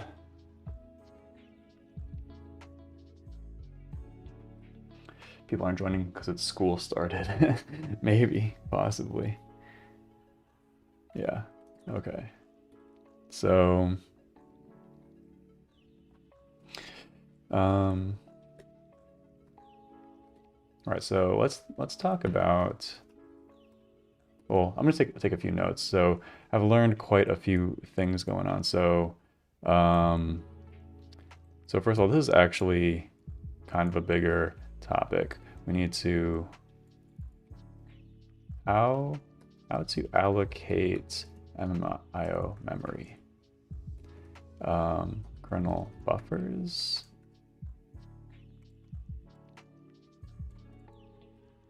Boot time MMIO memory allocator.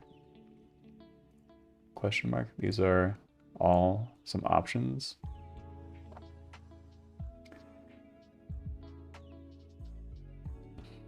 Yep.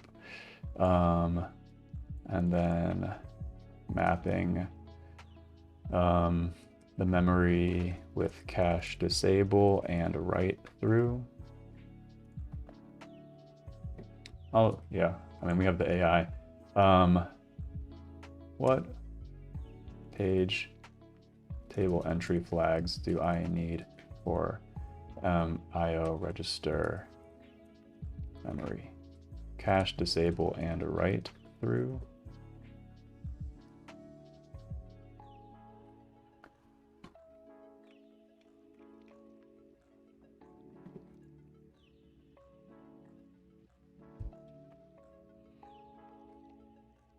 Strong uncacheable IC, which is what you want.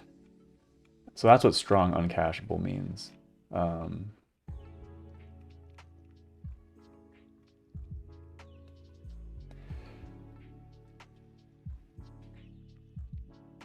Oh my gosh, what? They're really a 3-bit index into the PAC. Holy crap. Each bit has 3.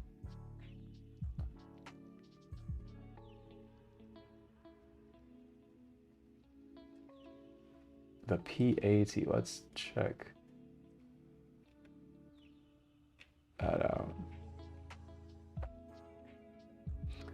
Also just gonna ask, which part of the Intel x86 manual talks about 64-bit page table entry layout? I am struggling to find this for some reason.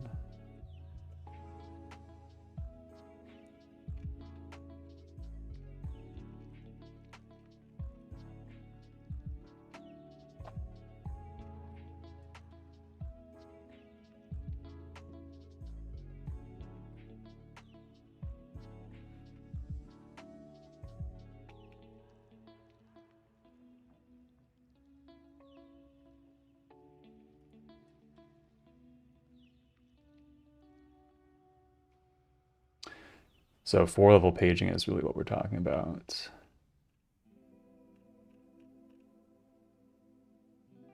Four-level paging. Classic diagram. And where?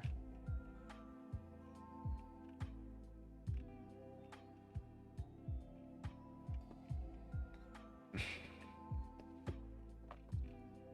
I guess it's here. Or no, format that maps to, no, we just want the simplest. Table 420.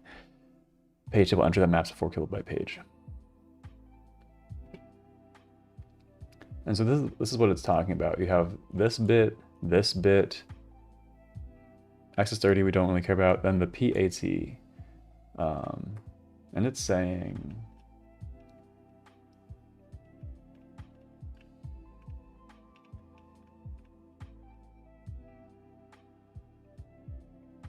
they form an index into this MSR, which holds 8 memory type entries. So the flags select a slot. That is crazy. Wow. Well, you get every set. So there's this PAT table, and then we're indexing apparently somehow into this thing. And presumably we would be at 3.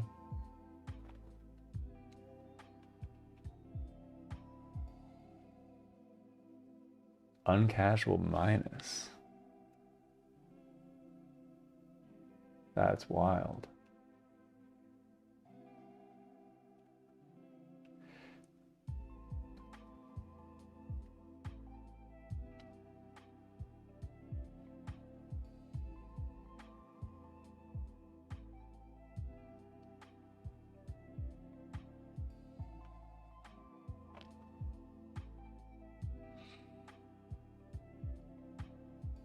So yeah, this is the set that makes sense. Present, writable, cache disable, write through. Okay. So now we're jumping over here. So what would it look like to add some flags? So we would add an argument to this function. And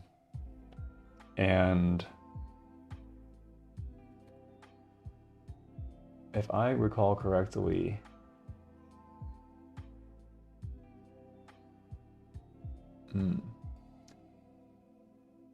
do we need to set the bits on potentially every layer? No, that wouldn't make sense. So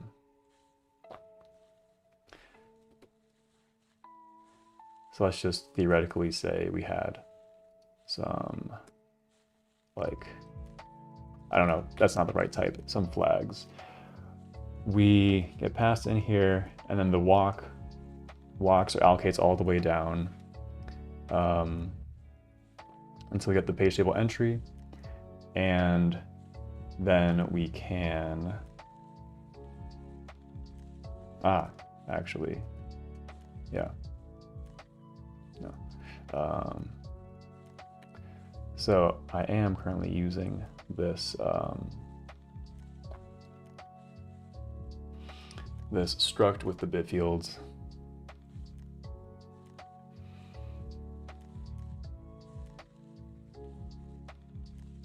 So yeah, there's different ways we could do this.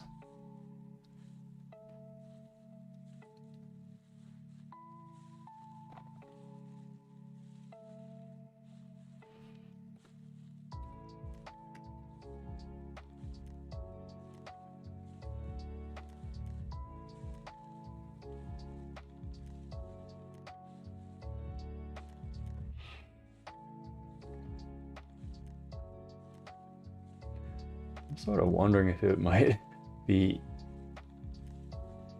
easy just to take a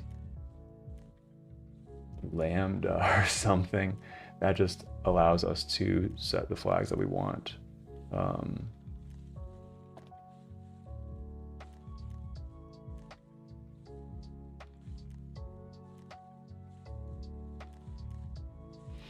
Yeah, otherwise we could, we could just do this. I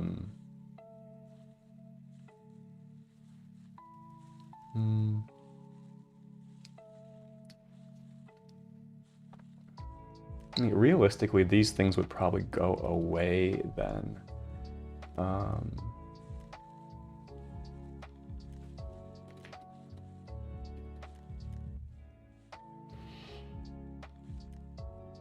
I might just try something out.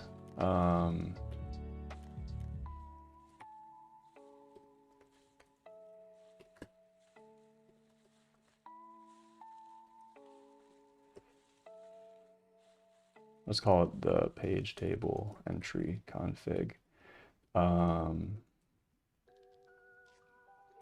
Present writable. I mean, for the ones we care about now, I mean, I guess why not write through cache disable. Those are really the ones we care about right now. True. I'll say false. False. I'll do false. I'll do false.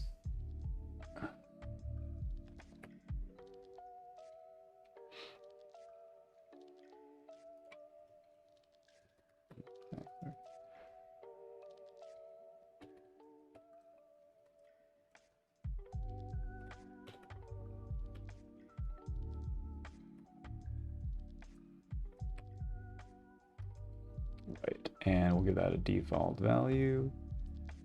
And then we do something like this.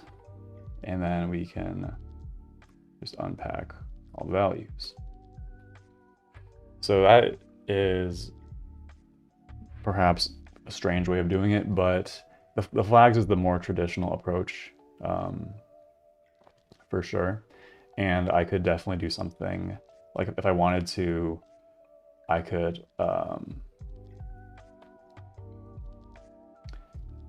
so I have this page entry reference. So I could cast it to an int and then and in some flag bits, for example, which is one way to do it. But this is maybe also kind of an interesting way to do it. It's a bit less compact. This is a bigger struct, so it's not just a collection of bits. But on the other hand, we get to do stuff like this now, where we go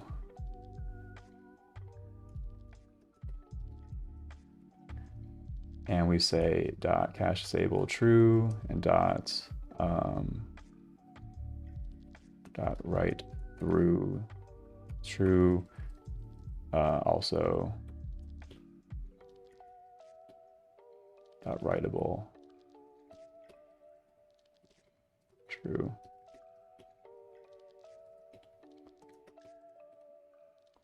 What is up with this? Oh.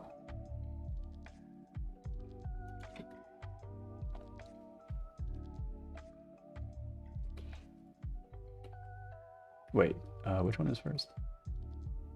Write through is first. Okay, cool.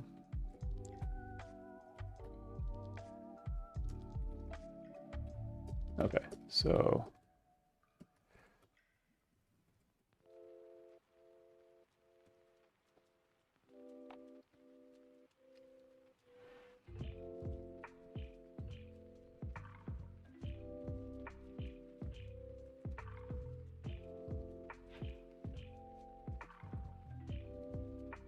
go with something like this. So now we are theoretically, I'll go with this. Mapping this with some permissions and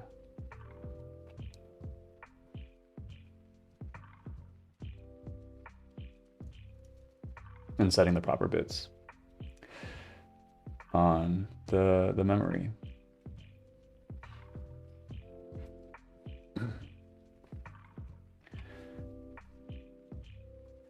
then the thing is, how do we test this actually? It's not, I mean, we could just start writing to random registers.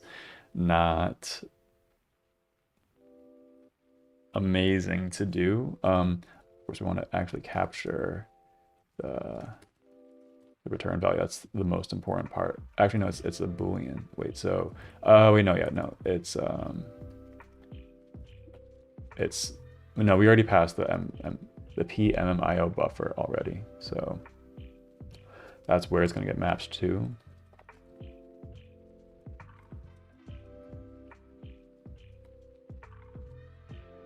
Can I do this? No, it's not valid. Sorry to did map.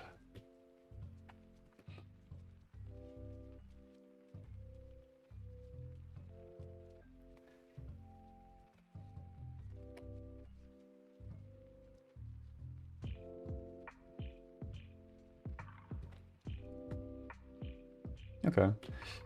And just for fun, we can try to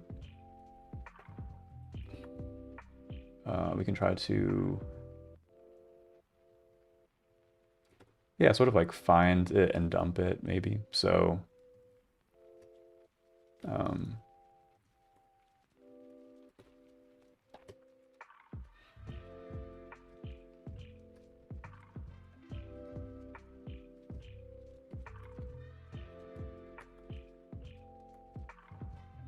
and let's just dump the fields.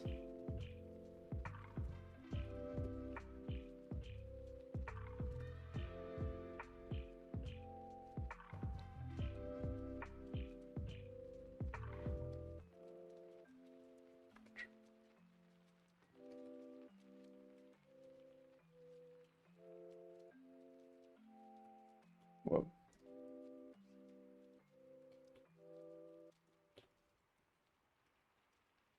Okay, yeah, I liked whatever it was doing there, but that.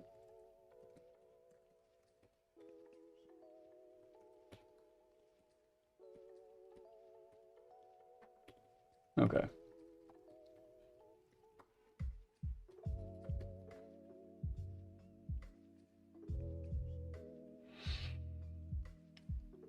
Seems right, but of course, why wouldn't it be? We just did it.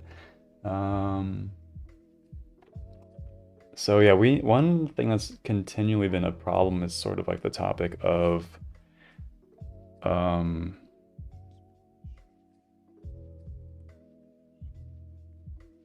clearing the TLB.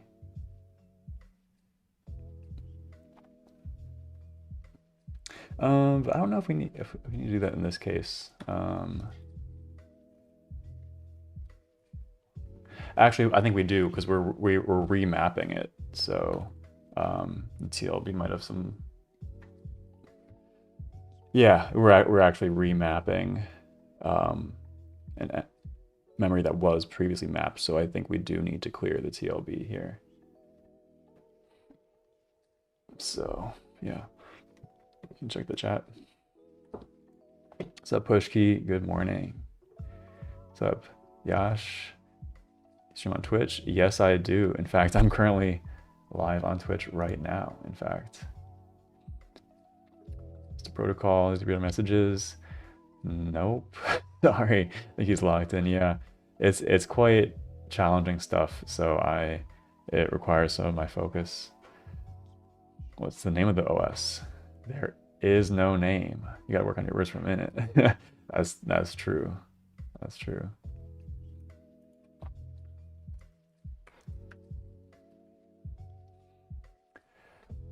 All right. What part of the OS are you working on? We're working on the timer interrupt. Setting up the timer interrupt using the local APIC. And it's causing all sorts of issues. It's causing lots of issues. It's like we need to locate the physical address of the APIC registers. Then we need to map them into memory in a way that's strongly uncacheable. And I don't have support for any of that right now. So it sort of causes this big chain of dependencies where now we're sort of working on the virtual memory mapping code in order to be able to map MMIO memory. What was the question? Sorry about that, Mr. Protocol. How did you develop an interest to build your OS? It's just something I've always been interested in. I've always been curious and wanted to understand OSs better and how they work. And I always wanted to try it myself using C++. So that's what I'm doing. Push key. Yeah, that's a good summary of it. People can do it, so can I. YOLO. So, yeah.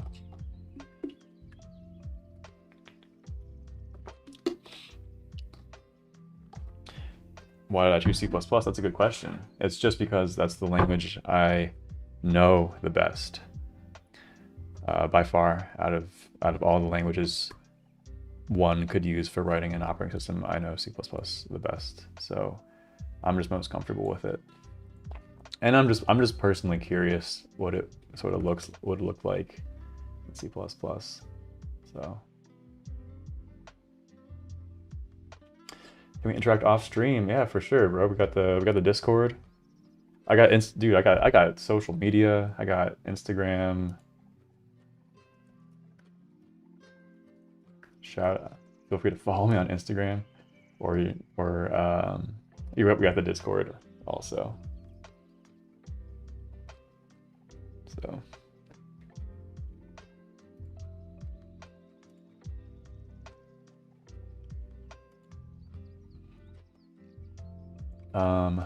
So yeah, we need to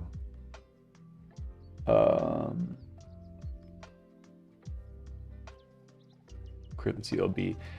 Do I have a inval page? I do have inval page. Right. So we're going to inval page on the MMIO buffer. Hello code, what is up? Glad to have you in the chat.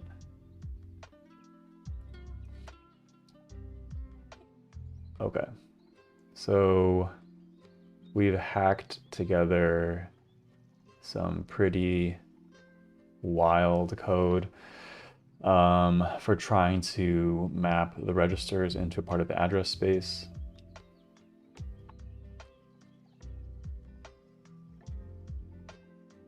And it is annoying that I have to cast all the time.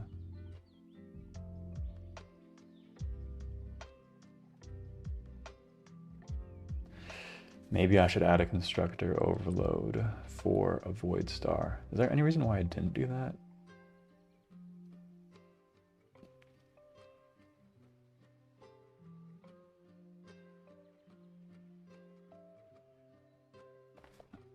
Maybe I will just go ahead and I'll make it explicit just to make it more clear. Yeah, there we go. Do that again. Okay, perfect. So now I added an overload for the void star, which means I don't need to do these casts anymore.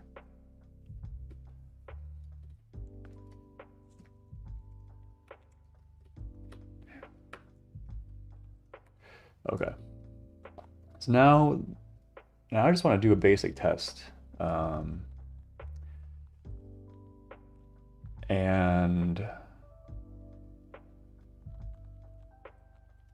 yeah, maybe we just ask the AI because it's getting kind of close to the end of time. C local lapic.hpp. I believe I have properly mapped the LAPIC registers into memory now. Would be a good simple test of this.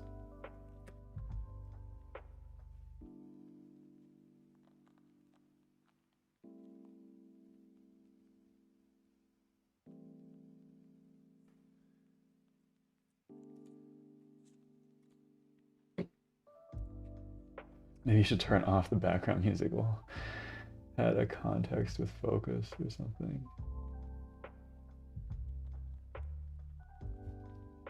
So Rents Wood, I'm new to C++ and interested in creating complex projects. Any recommendation? I do have a C++ chatbot command, which is known to give some advice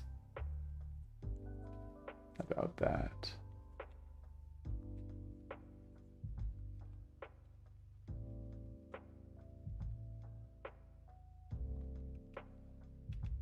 Yeah, that code crafters thing is pretty cool, actually. Keep the background music, it's relaxing. Yeah, I think it adds a nice vibe to the stream.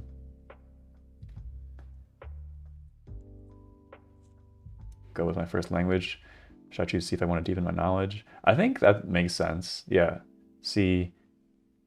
Yeah, learning C, even if you don't plan to write software in C, gives you a really good understanding of how computers work. So I think that's good step. Go is a great language, and C is different enough from it that you're not going to like be doing the same thing you already know. So yeah. Yeah, shout out JS for being in the stream the whole time. Okay. Is the canonical, the best one is the local APIC version register at offset 30. Okay. Let me,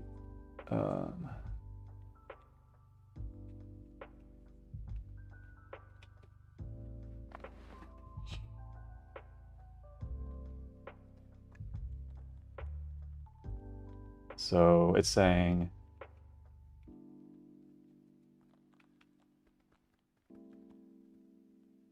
offset 30. Let me just, let me,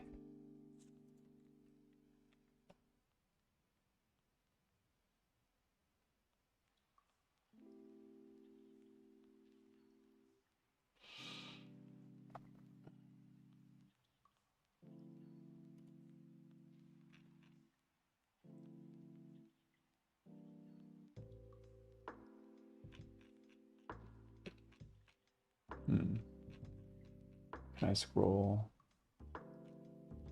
to the L section and find a local?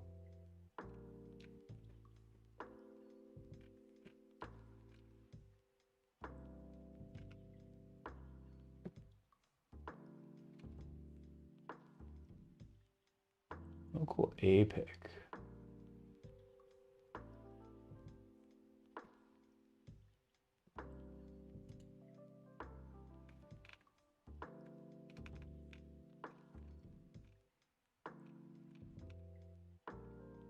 Which is where we were earlier. Wait.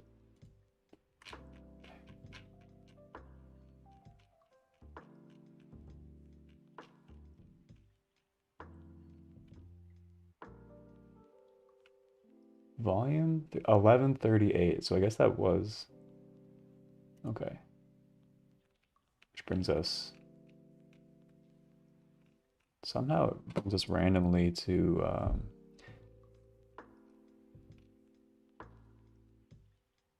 this thing. And then the AI is saying at offset 30.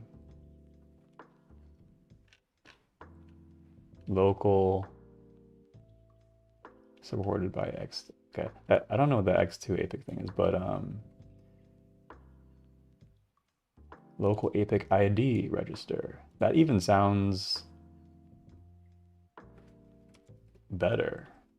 What does JOS read?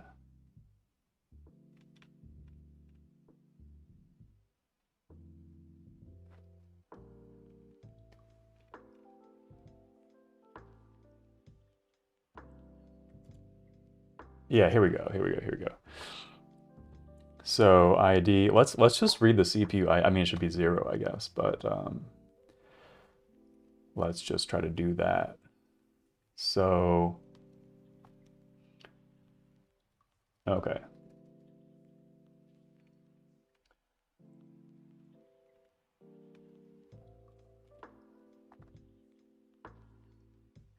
So if I'm reading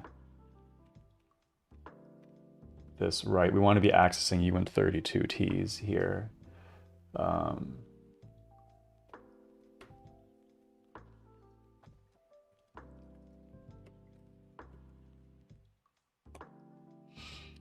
And yeah, then we're trying to do some accesses against this thing, and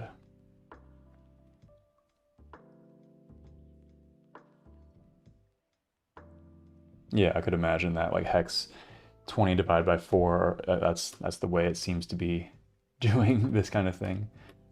So let's just try that. So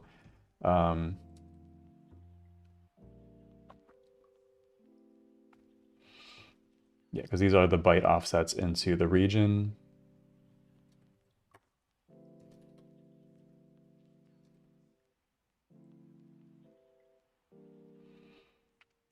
And we got something. Got something back. We got a 0 back, which I think should make sense because it is the 0th CPU.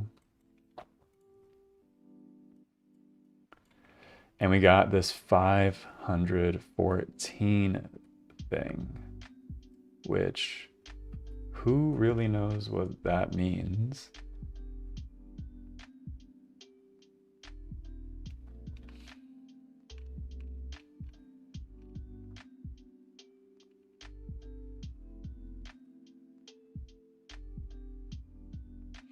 X2 APIC is this whole thing that's all about model specific registers.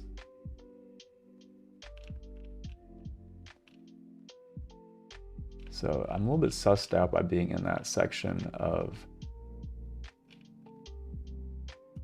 the document. Yeah, I think we're in the wrong place. I feel like I'm in the wrong place. Yeah, okay. This looks like approximately a bit more correct.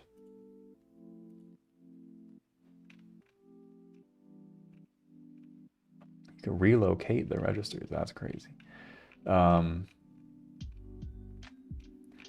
Yeah, so this is more what I'm talking about. Yeah. This is the local register map, and we can see hex 20, hex 30.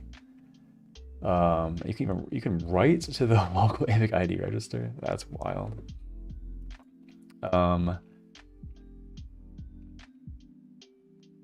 That looks complicated.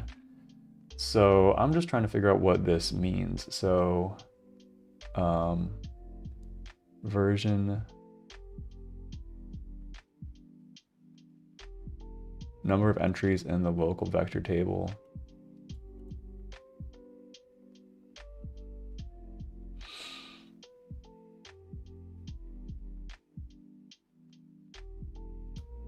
So let's check out this version number. We got hex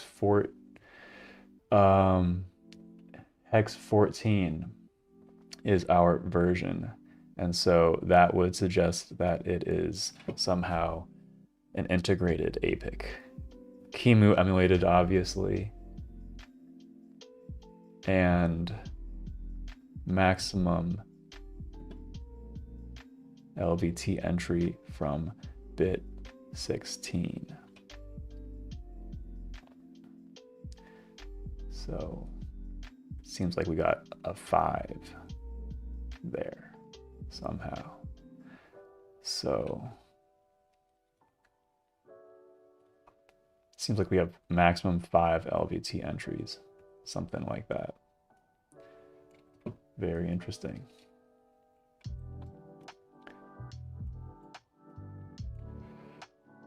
Okay, well, I'm gonna call that a win. I'm gonna call that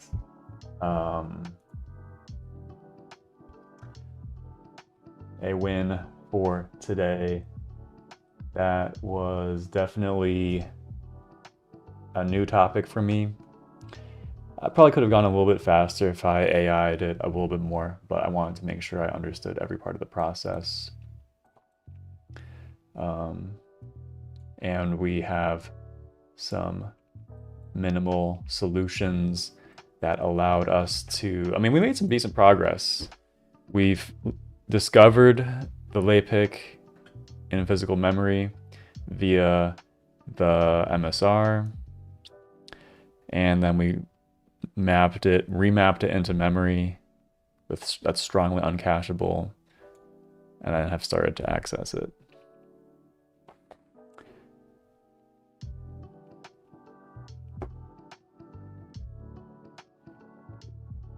What's up, Aditya? Cousin guy. What's up, Paul XR?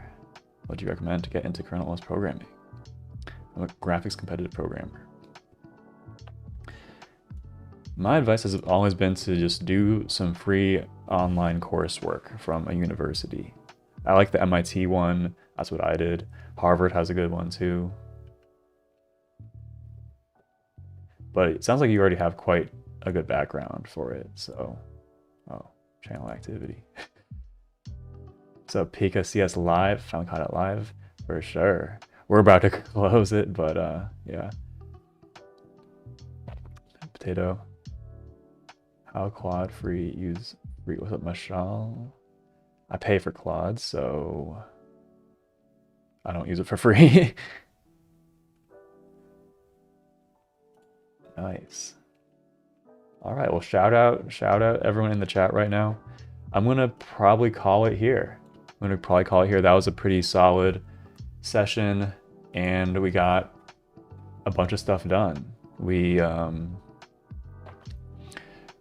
wrote some code that reads an MSR for the first time and reads this register, and then I did this weird thing of writing like a struct with some bit fields, and then yeah, we did that. I'm just seeing one thing I could probably clean up here. So is this function frame adder? Yeah. So frame adder, can use that instead of the manual casting, and that just helps encapsulate that a little bit.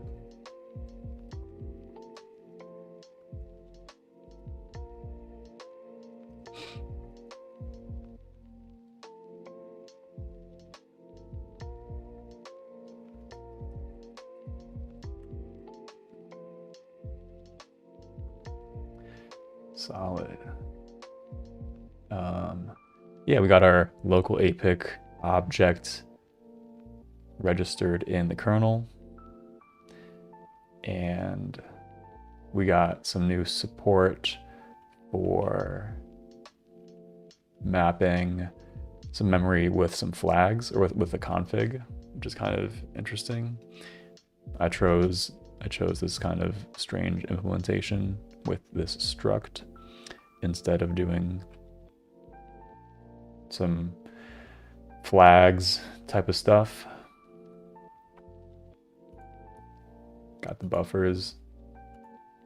Yep. Cool. Well, nice one, guys.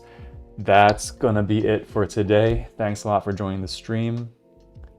I hope you have a great week, and I'll catch you next time. All right. Peace. Peace.